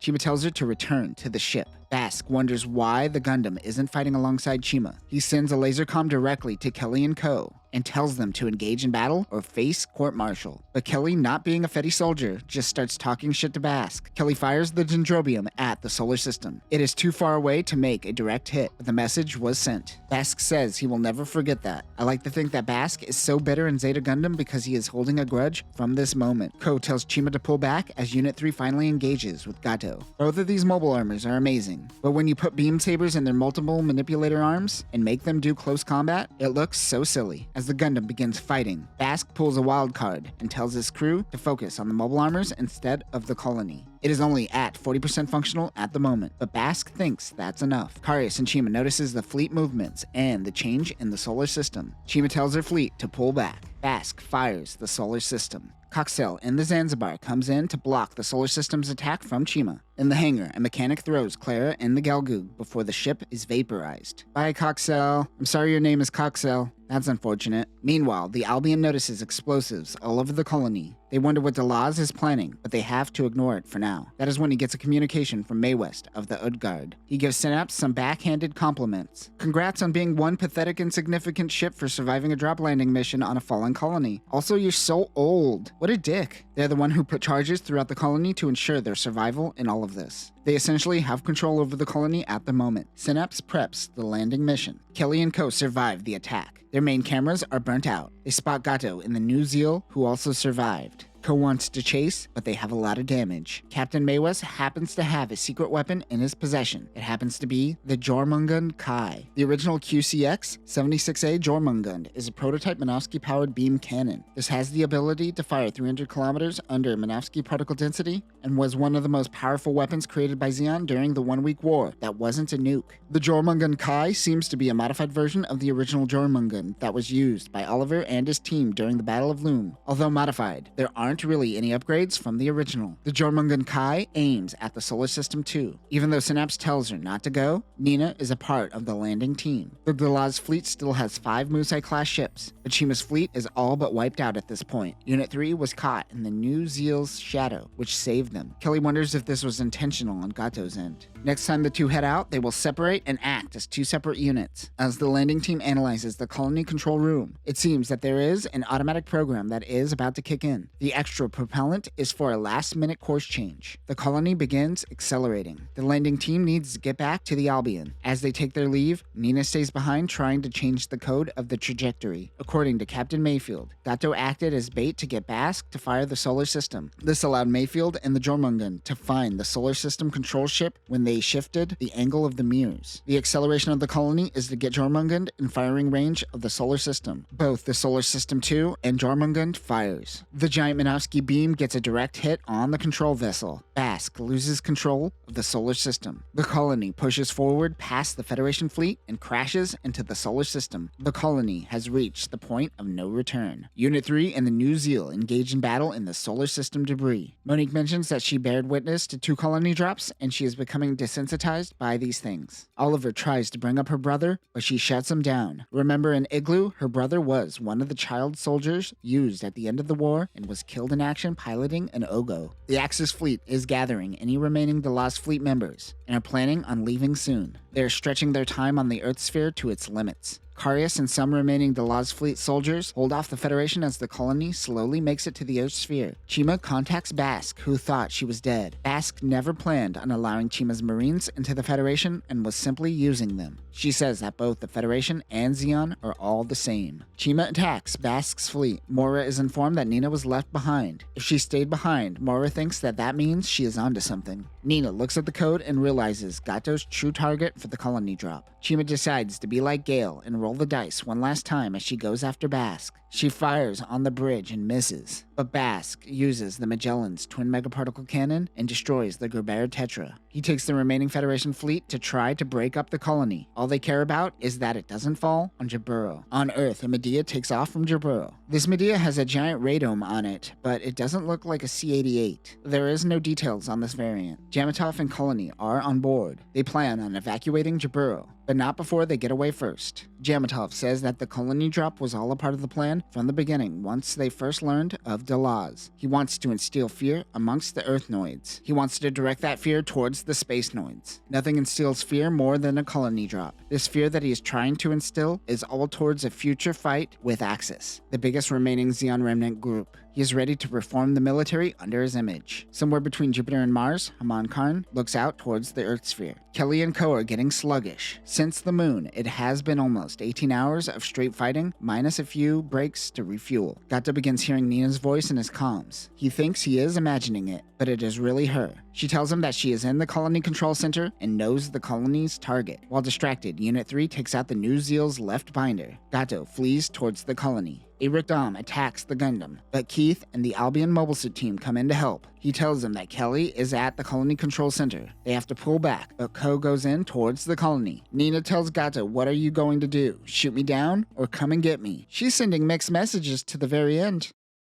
Gato rushes into the colony. Ko wants to chase him, but he doesn't really have a plan. Synapse gets on the comms and tells him that they are retreating from this sector. But Ko wants to save Nina, as he thinks that she has a plan. Synapse orders him to return, but Ko ignores orders and cuts the comms. While talking to Kelly last episode, Ko had expressed that he is over EFF. Gato leaves his mobile armor in the hands of Captain Maywest, while he goes in to manually put in the final coordinates of the colony. Also, I'm not sure on the translation on this guy's name. It might actually be Norwest, but I'm going to stick with Maywest for now. He simply watches, but wonders if a woman has the ability to take down the Nightmare of Solomon. Because of this, he sends in his own men just in case. So the answer is no. Kelly asks Ko if he knows what he is doing. He says he took down many mobile suits before. Kelly reminds him that shooting flesh is different than looking at a monitor. Ko heads into the colony. He plans on going it alone, but Kelly wants to help him. However, he says this is something he has to handle on his own and locks Kelly inside the Dendrobium Orcus. Inside the colony, Gato and Nina meet eye to eye for the first time in years. He points a gun at her, but then hands it to her. He says, "Hey, you know the final course corrections, and you know what's up. I've done everything I need to make this operation happen. It's all you." Nina yells at him, calling him selfish. This opens up her wounds on her head. Gato helps her dress it up and finally apologizes to her. Kelly hears Keith on the radio. They came in to help out Ko. Kelly wants them to open the hatch, but Chap tells Keith not to talk to the prisoners. Ko barges in, telling Gato to get away from Nina. Maywest's men slowly surround Gato, Nina, and Ko. Before they are able to take a shot on Ko, Kelly barges in and shoots one of Maywest's men. Everyone begins firing. Meanwhile, Bask is informed that the current trajectory is indeed Jaburo. They fire everything they have at it. Everyone on the moon begins panicking. O'Sullivan is informed that Chima and her fleet have been taken out. He gravely misjudged Chima. He begins erasing all documents, and no one can trace this back to him. One of Maywest's men shoot at Ko,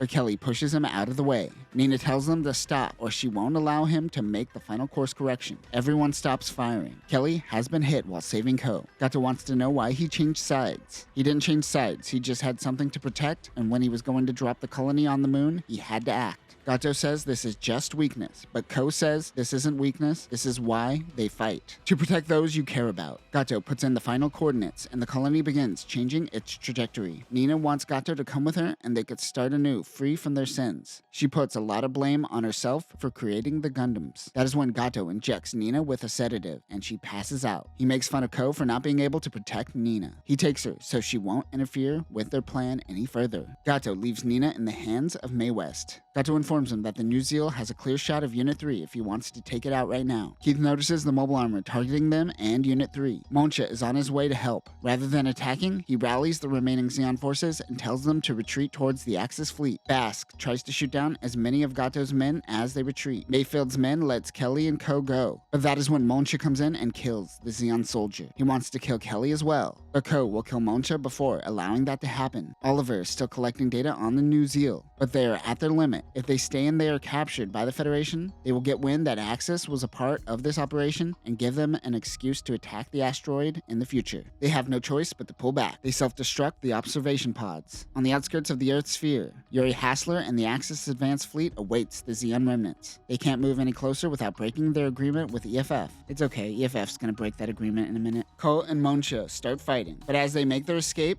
Alpha uses his beam saber to blast a hole in the colony command center. He does that one move from Thunderbolt. You know which one I'm talking about. This causes Kelly to fly out in the vacuum of space. Moncha did this on purpose to get revenge for burning. Ko gets into the Gundam and detaches the Dendrobium Orcus. Bask wants the Albion to take the fall for all of this, so he fires on the autonomous ship. They can't open up a channel with them, and they are ignoring Synapse. Their portside thrusters go down, and they take refuge in the colony falling towards Earth. Bask gets intel that the colony is no longer falling on Jabur. Jaburo. That is all he really cares about, so he focuses his attention on the retreating Zeon fleet. Bask is one of those guys that thinks that a colony drop will build character. He doesn't want any of those soft woke people on Earth, man. Gato meets up with Karius. He tells his men to go with the Axis fleet, but he has to take down the Gundam before this battle can conclude. Ko detaches the Stamen with the weapons system. The weapons system gives some features to the Dendrobium, including the 1082 micro-missile pod, the Mega Beam Cannon, and the Boa M82A beam rifle, along with a folding shield. It also makes it look like a knight with a shield and lance. The propulsion system has an electric propulsion engine that converts Minovsky particles to plasma. This theoretically has the ability to go faster than the speed of light. He informs Keith that Kelly was killed by Monsha. He sees Monsha nearby and says, you know what? Fuck this guy. He fires at Monsha and flees to find Gato. Nina wakes up on board the Utgard. Maywest congratulates Nina on doing a fantastic job with the Gundams. He's genuinely impressed at the engineering. He is also just watching and not doing anything still. Monsha chases after Ko, but he doesn't hit back. The two talk shit at one another before Ko penetrates him with the beam cannon, similarly to what he does to Chima in the OVA. However, he doesn't kill him. Keith comes in and calms him down, but that is when Gato in the New Zeal begins attacking. The colony begins breaking up as it enters into the atmosphere. Gato and Ko continue their fight. The New Zeal's eye field is still active.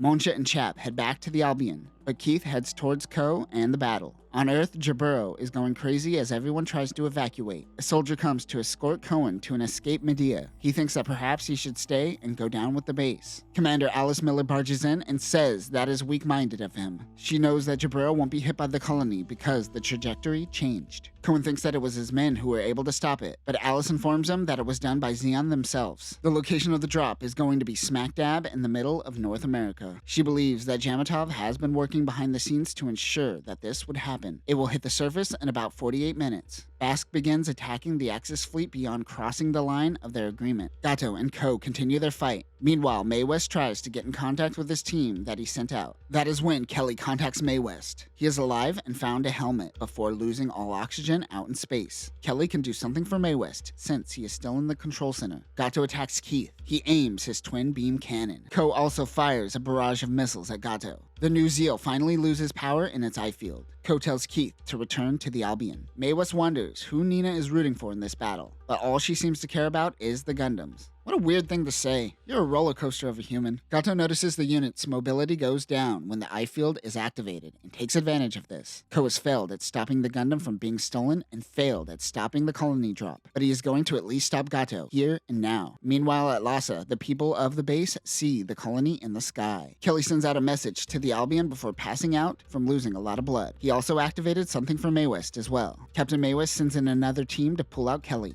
The Utgard finally begins making its retreat. They will retreat in the Komsai. Synapse receives a message from Kelly about how to escape from the colony. Ko goes in for another attack. Gato fires, thinking it would activate its eye field, and goes on the defensive. But that attack gets a direct hit on Ko. He didn't activate his eye field, so he wouldn't lose speed. Gato keeps underestimating Ko, but he is barely able to dodge the attack. Maywest forces Nina to make her escape. As gravity gets stronger, the two can now finish each other off. Keith tries to go help Ko, but Moira stops him. Meanwhile, Monsha, Chap, and Alpha go visit Burning's body as they all think they are going to die. They are informed that they received intel from Kelly about leaving the colony, and Monsha realizes he failed at getting his revenge. Meanwhile, Nina asks Maywest to open a communication to the two mobile suits. She tells the two to stop as neither mobile suit can function under gravity and the colony drop is bound to happen, so they shouldn't die in vain. Remember the charges that Maywest put all over the colony earlier. They finally decide to blow them. In the past, Chima came to Maywest about blowing up the colony. They have no intention of being a part of another colony drop. At Jaburo, Alice Miller is starting to get a handle on what is going on. The Laws wanted to inflict minimal damage to the Earth by breaking up the colony, but it is still planning on hitting North America. This is where a good portion of the world's food supply is growing. If they attack this, they will lose 30% of their food supply. The Laws didn't want to kill humans. He wanted to destroy the Earth's food supply. This would force the people of Earth to be dependent on the colonies. Not killing people, but killing their food supplies will, in the long run, still kill the people, but at least it's killing them with a message. Ko is able to defeat Gato, but he hesitates to strike the final blow. Bass Bask forces Yuri and the Axis fleet to retreat and leave the Earth sphere. Karius is concerned because Gato hasn't returned yet. Yuri says that he most likely accepted this fate when he decided to pilot the new Zeal. That mobile armor is a beast and tied to Axis, and if Gato retreated, Bask would use him as an excuse to break the treaty and start a war with Axis instantly. Gato knew he wasn't coming back to Axis with the rest of the gang. Mayfield and his crew escape on a Komsai. Ko destroys the new Zeal and takes the escape pod. He is not going to allow Gato to die here and become a martyr. Ko hears Nina's voice. He rushes to the Komsai. On Earth, Kai Shiden is drinking alone, watching the chaos on the news. He has intel that the area he is at is not going to get hit by the colony drop, so he's just chilling. The colony begins breaking apart and falling to Earth.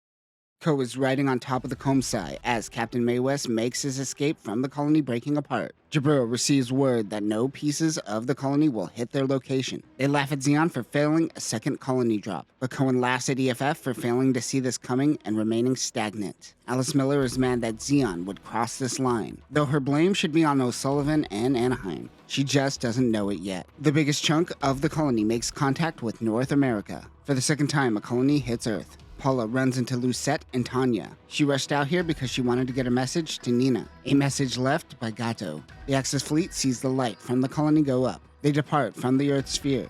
There is extensive damage on the planet, but Bask says, "Not my problem, bitches." They get word of a surviving ship. It is the Albion. They were able to navigate out of the colony and crash land on Earth with everyone safe. Mad props to... Hold on. He has a name, I'm certain. Oh, Lieutenant Passaroff. What an amazing helmsman. Keith is worried about Ko, but Synapse calms his nerves. As they crash land, they get a message telling them to cease operations and surrender. They are suspected of disobeying orders and working with the enemy. Also somewhere on Earth, the Komsai crash lands. Alice Miller contacts Synapse and informs him of the damage done by the colony drop. Cohen is confined to his quarters at Jaburo and is taking the blame for the incident. They are also trying to place the blame on the Albion crew as well. Synapse won't allow his men to be branded as traitors. Miller says if this goes to tribunal, she as an investigator has to remain neutral. She heads out into space for an investigation. They haven't received a beacon since the drop, so they assume that Ko and the Gundam are destroyed. The military police will come to apprehend the Albion crew. Alice Miller assumes they are after the Gundam data. Before she can finish, her connection with the ship is cut off. Gunperries begin swarming on their location. The military police assume control under Command Joint Headquarters. They blame the Albion crew because the Gundam hitched a ride with the Komsai.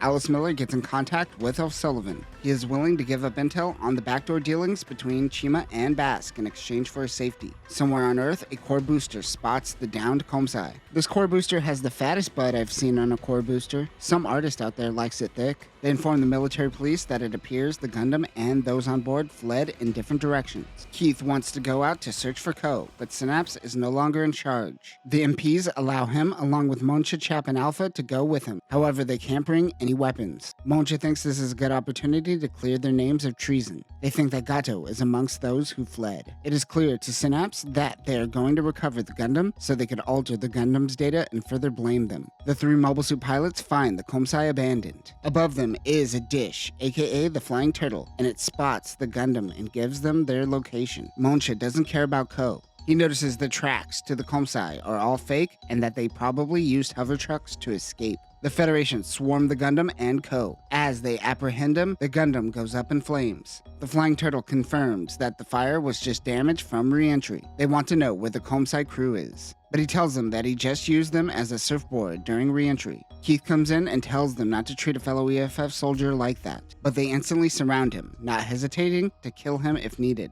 Ko gets him to back down. He informs the MPs that he took down Gato. Meanwhile, Moncha and the others find a hover truck, but it is just civilians. There are hundreds, if not thousands, of hover trucks in the area as they are near a colony drop evacuation point. They run into the evacuation point commander, who informs them that the 206 Tank Company ran into a group of Zeon Remnant mobile suits. The three ask the base to supply them with weapons so they could pursue Gato. Alice Miller makes it to Von Braun, but she is too late. By the time she arrived on the scene, O'Sullivan was already dead. The local police believe that this is a standard suicide. Miller has seen corruption at the Federation before, but nothing about this seems right, and she believes that this might be due to some internal struggle over at Anaheim Electronics. Back on Earth, Moncha and the gang find the local Zeon Remnant group. They don't appear to be the ones involved with the Komsai, but now they have to deal with these guys. Meanwhile, Nina and Maywest were indeed fleeing from the Komsai. She is planning on getting back to space ASAP so she could help Kelly get back home. Monsha, Chap, and Alpha tear through the Zeon Remnant group.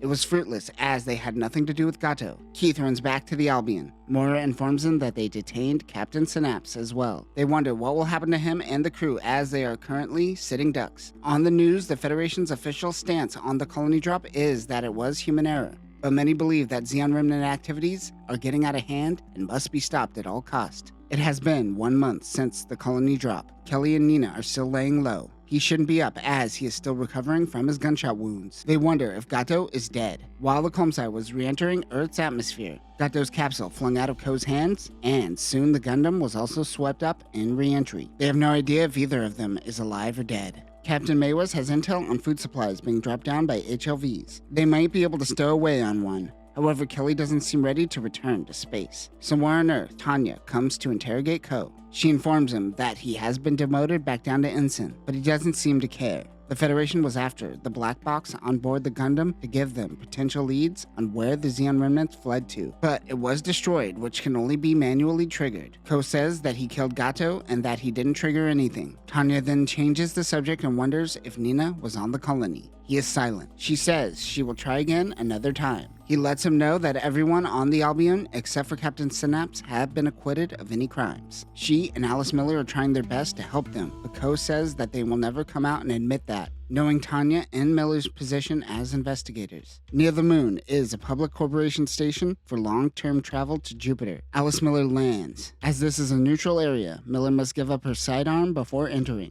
She makes a comment about how they are more neutral than Side 6. Ooh, suck it, Side 6. At the docking station, she happens to run into Chima, who is still alive. Alice Miller followed O'Sullivan's money trail. After his death, there was a big purchase of a Jupiter's-class ship, something that even O'Sullivan can't accomplish with his wealth and power. To top it all off, the entire crew is clearly a bunch of criminals with fake IDs. Miller believes that Chima's Gerbera Tetra was unmanned when Bast took it down. The crew of the Jupiter's is Chima's remaining crew, including Clara and Coxel. I understand how Clara survived, but how did Coxel survive that blast? Could you imagine dying and being called Coxel? Well, good for him. Chima denies all claims, of course, and tells her that her name is Ephemera Hunt. Of course, there is nothing that Miller could really do at this point, except to plead with her to stay and testify against Bask. She is literally the only person that could testify against Bask. She drops all pretenses about being someone else, and laughs at the idea that they need help from the enemy. Chima tells her that Gato's mobile armor was given permission to get engineering upgrades at Levian Rose, and during this adventure, Karina Haxel became allies with Axis. The reason O'Sullivan was director was due to his relationship with Zeon.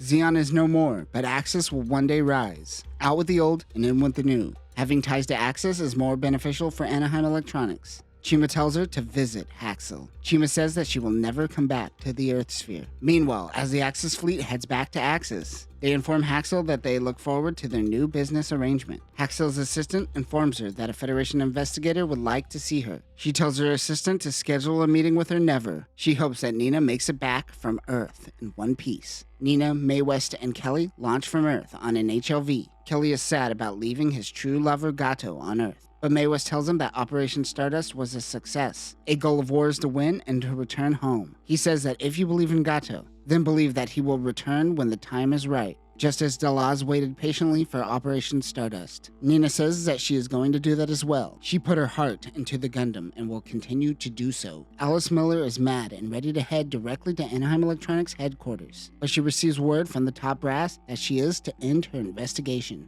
She wonders why EFF is looking out for private companies now. They also get word on Synapse. Tanya informs Ko that Captain Synapse has been executed. Miller was working to exonerate him, but it seems they weren't quick enough. He was killed by firing squad with no appeal. Tanya shows him a live broadcast of Bask giving a speech about the creation of the Titans. She says that this is the man who killed Synapse, but says that he seems to be working for someone else. They don't know it is Jamatov. Most of the Albion crew have been assigned to the Titans, since they know everything that happened during Operation Stardust. They're going to keep a close eye on them. Keith and Mora refuse to join and will most likely be demoted because of it. Like the anime, Moncha, Chap, and Alpha, now Titans members, look at the new Jim Quell. Moncha is determined to take down Gato with this mobile suit. Tanya tells him that she knows that he won't say anything about Gato to protect Nina. She wonders if he is sure that she is worth it, considering what happened to Synapse. At least half the Gundam fan base is thinking, yeah man, you sure about this? He says that he has nothing to lose. The next day, Ko stands trial. As Bask is the frontman in all of this, Jamatov has just been promoted to Rear Admiral, leaving the two of them with a hefty chunk of the Federation's force. They begin their purge on the Zeon remnants. Alice Miller informs Cohen of the Titans. He has been completely stripped of his rank, but is alive, unlike Synapse. She gets a call from Tanya informing her that Nakato and the Titans have been ordered to delete all data regarding the Gundam development project. They have no need for one mighty mobile suit, as their strength lies in numbers. Jamatov has closed off every avenue for Miller to take, but she realizes a new option. She contacts Tanya and tells her to allow them to delete all the data on the Gundam development project. She asks what happened to Ko. Tanya tells her that he is serving 1 year in prison, but he is most likely going to be in jail forever on trumped-up charges. She says if they erase the data on the Gundam, then they erase Ko's charges against him. They need to get ahead of this loophole and get Ko out before the Titans realize their mistake. She says that Ko might be one of the best pilots, but he is not cut out for the politics of the military. She says the same could be said for most Gundam pilots. Nina is leaving for a top-secret project when she is met by Paula. She says goodbye to her and gives her Haro, letting her know there is a message from Gato. The two say their goodbyes and depart. Ko is released from prison. Like the anime, he meets up with Keith, who is gelgooging it up. However, unlike the anime, Nina is not there to greet him, only Moira. She welcomes him back. Keith has been relegated to moving colony debris. She never would have thought that he would return and be without Nina. He says Nina is on her own path. On a shuttle, Nina listens to Gato's message. He tells her that he must leave because if he stays, he knows that she will get involved in his sins and he doesn't want her to. She says that it wasn't just his battle to begin with. On a Dogo Skiar ship, the Immortal Fourth launches in their new Jim Quells. On the moon, Kelly is finally reunited with Lautera and his new child. Dude, hold the baby with both hands. Oh. Back on Earth, Keith and Ko finally became test pilots once again. They are testing out the brand new Hyzax. He wonders how many colony drops will humanity have to endure before they finally understand one another. Keith wonders if Ko wants to quit the military. He says he doesn't know yet, but for now, he's good.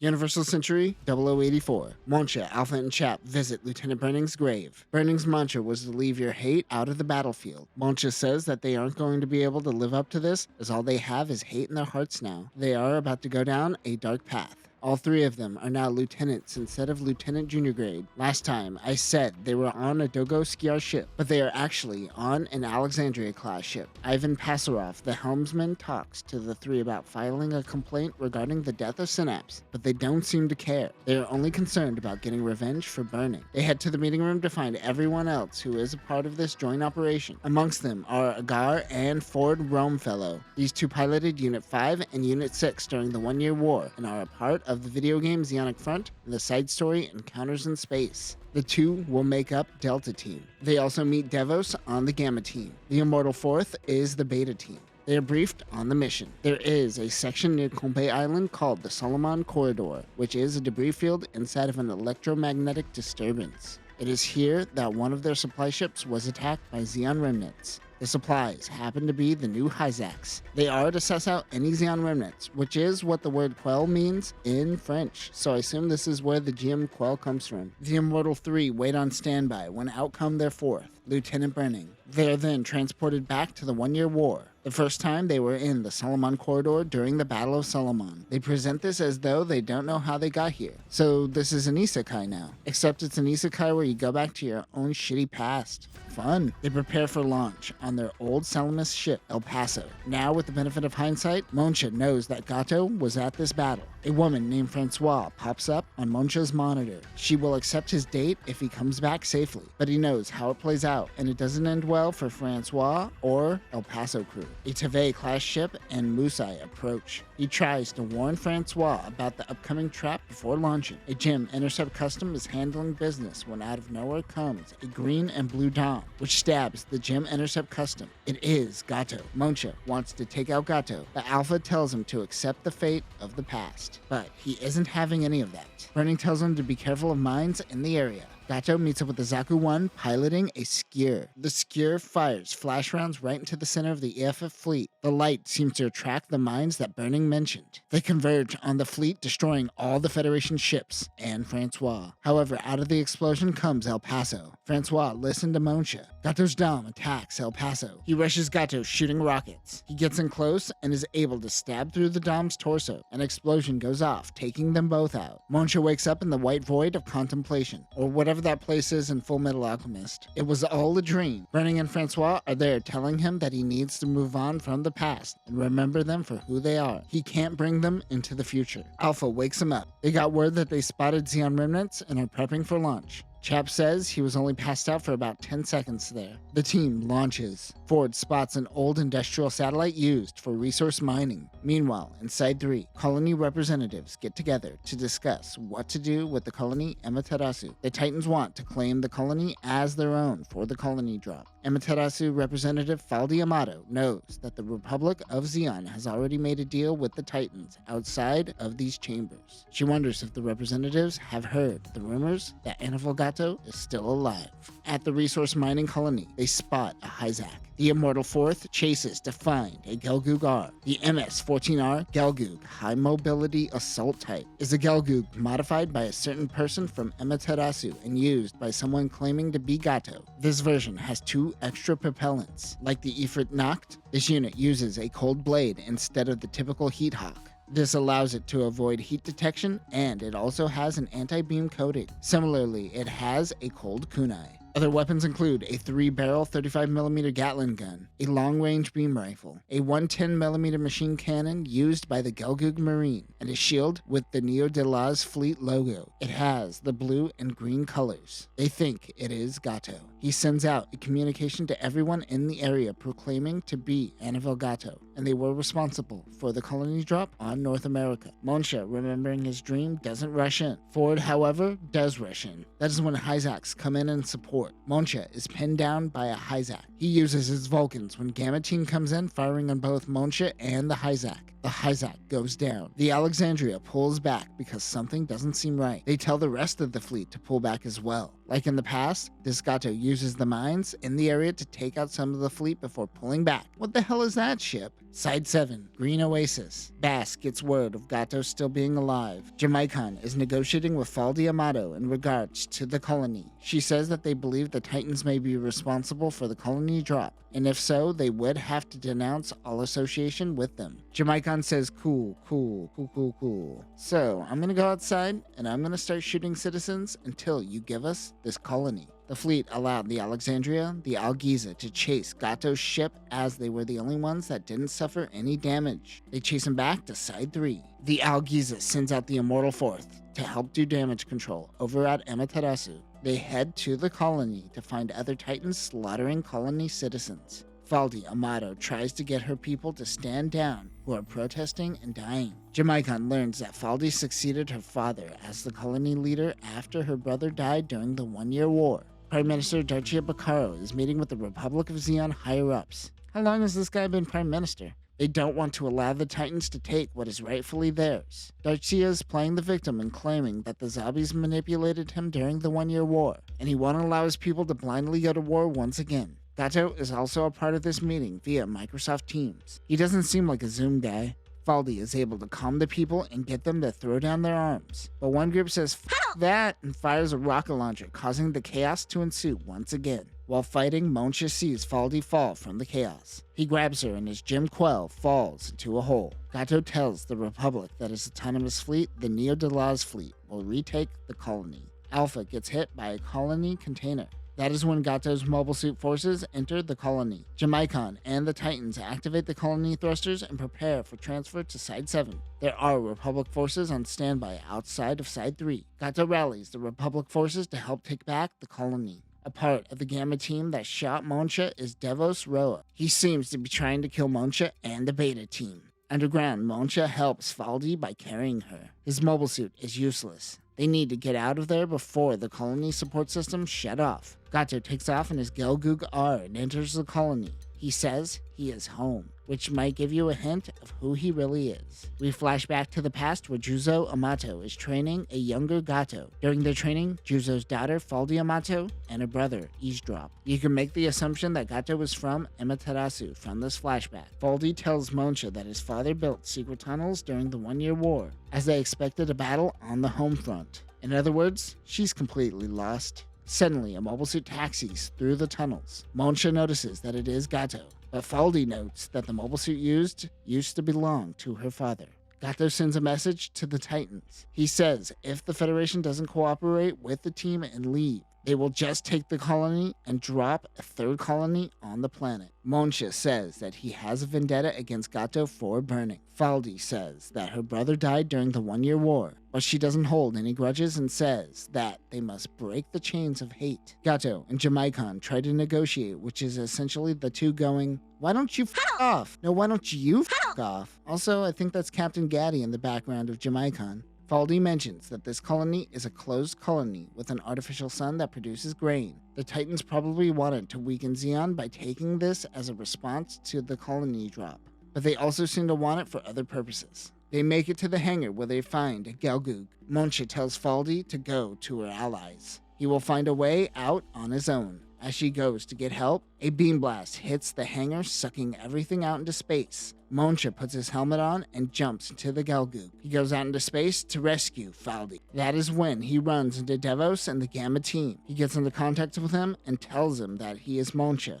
But Devos is like, "I don't know, man. It looks like an enemy Gelgoog to me. If I kill you, my report will just say I killed the enemy. So I'm just gonna kill you." He takes off as he has Faldi in his hand. He tells her to hold on as she is about to take a lot of G's to the face. Gato's forces take control of the colony control center and stop the rotation of the colony. The gravity slowly goes away. Monsha decides to hide from Devos inside the colony. He sends a transmission to Chap and Alpha, but this gets the attention of Devos. As the two fight, Gato's Gelgoog comes in to help. He takes out the Gamma team and disables Devos' mobile suit. Monsha says if he gets in his way again, he will kill him. But that threat doesn't matter, as Gato comes in and kills Devos. He wonders why a Zeon mobile suit is sending Federation identification codes. The two engage in battle. Faldi was placed down and is watching from afar on the outside of the colony. She floats out to try to stop the two from fighting. Yeah, that's a smart move. This actually stops Gato from fighting? What?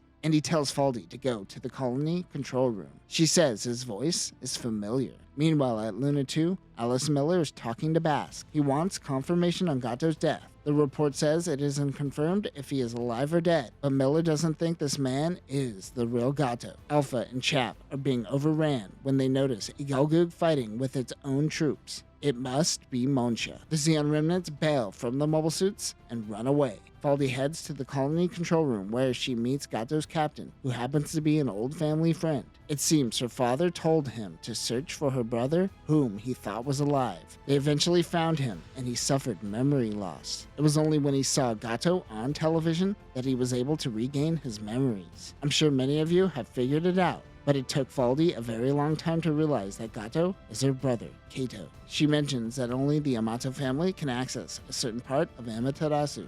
But if her brother is alive, that means Gato's forces have access to it as well. Kato flashes back to UC-0079. He and his sister meet up with Gato. He looks up to him and even copies his mannerisms. Kato is heading to the front lines, while Gato is heading to Solomon. He is joining the army against his father's wishes, but promises to return from Earth alive. The commander says that when they were on Earth, they saw the colony drop. His team went into action to try to find Gato's escape pod. However, they found an empty pod. In the rubble, Kato was able to find Gato's helmet. It is possible that the real Gato is still alive. Their logo started as graffiti by remnants, but soon was adopted as the logo for the Neo de Laz fleet. The two marks represent the two colony drops, and they are not afraid to add a third. Faldi says that this isn't going to stop the hatred and wants to talk to her brother. But the commander tells her that this plan was actually enacted by her father before his death.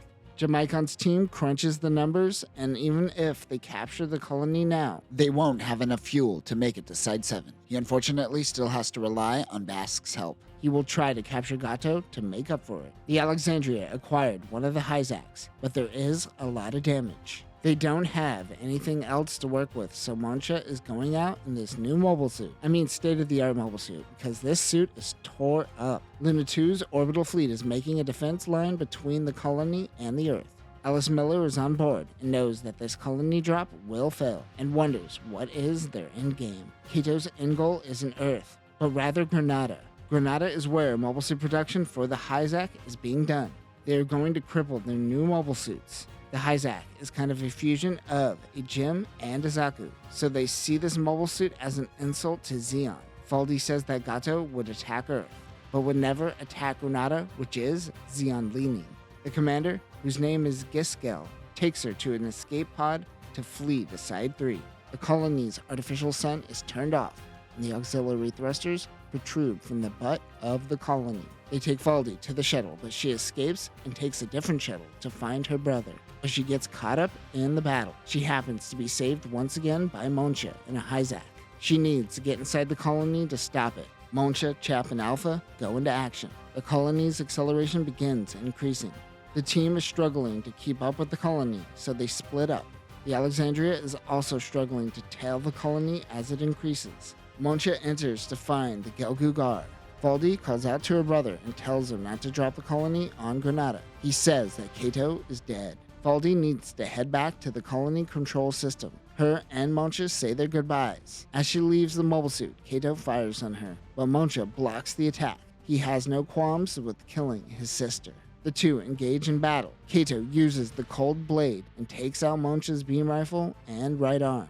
Faldi is going to self-destruct the colony. She activates the detonation of the nuclear reactors. Monsha and the team only have a 20-minute window before things go up in flames. He still has to finish this fight with Kato. The two charge at one another with their melee weapons. Kato stabs him in the arm and shoulder, but Monsha actually strikes down on the Gelgu's shoulder and part of the torso. After tearing through the mobile suit, he makes his escape. Kato gets out of the suit to find one of his subordinates. Throughout this volume, this guy has been way too into Gato's cause. Now that he knows that Kato is not Gato, he is furious. Kato says that he is Gato, but his subordinate shoots him. The Immortal Fourth flees the colony as it goes off. Alpha picked up Faldi, so she is safe. Later, after giving his report, Miller has questions for Monsha. She wonders why he wrote that he was the real Gato in his report, when she believes that he doesn't believe that. Miller says that she asked Ko while she was on Earth, and he believes that Gato is indeed fake. He isn't telling Miller about Kato and Faldi. Hey, he's just doing the exact same thing that Ko did with Gato. She says that it was a shame about Devos, but they need to be careful and perhaps even quit the military, subtly insinuating that the Federation will constantly be trying to kill them now. Monsha says that the Immortal Fourth will continue piloting mobile suits until the day they die. He gets word that Faldi is rebuilding her farm colony on an old Side 3 colony. He pretends not to care, but Alpha and Chap can tell that he liked her. The Immortal Fourth heads out on their next mission.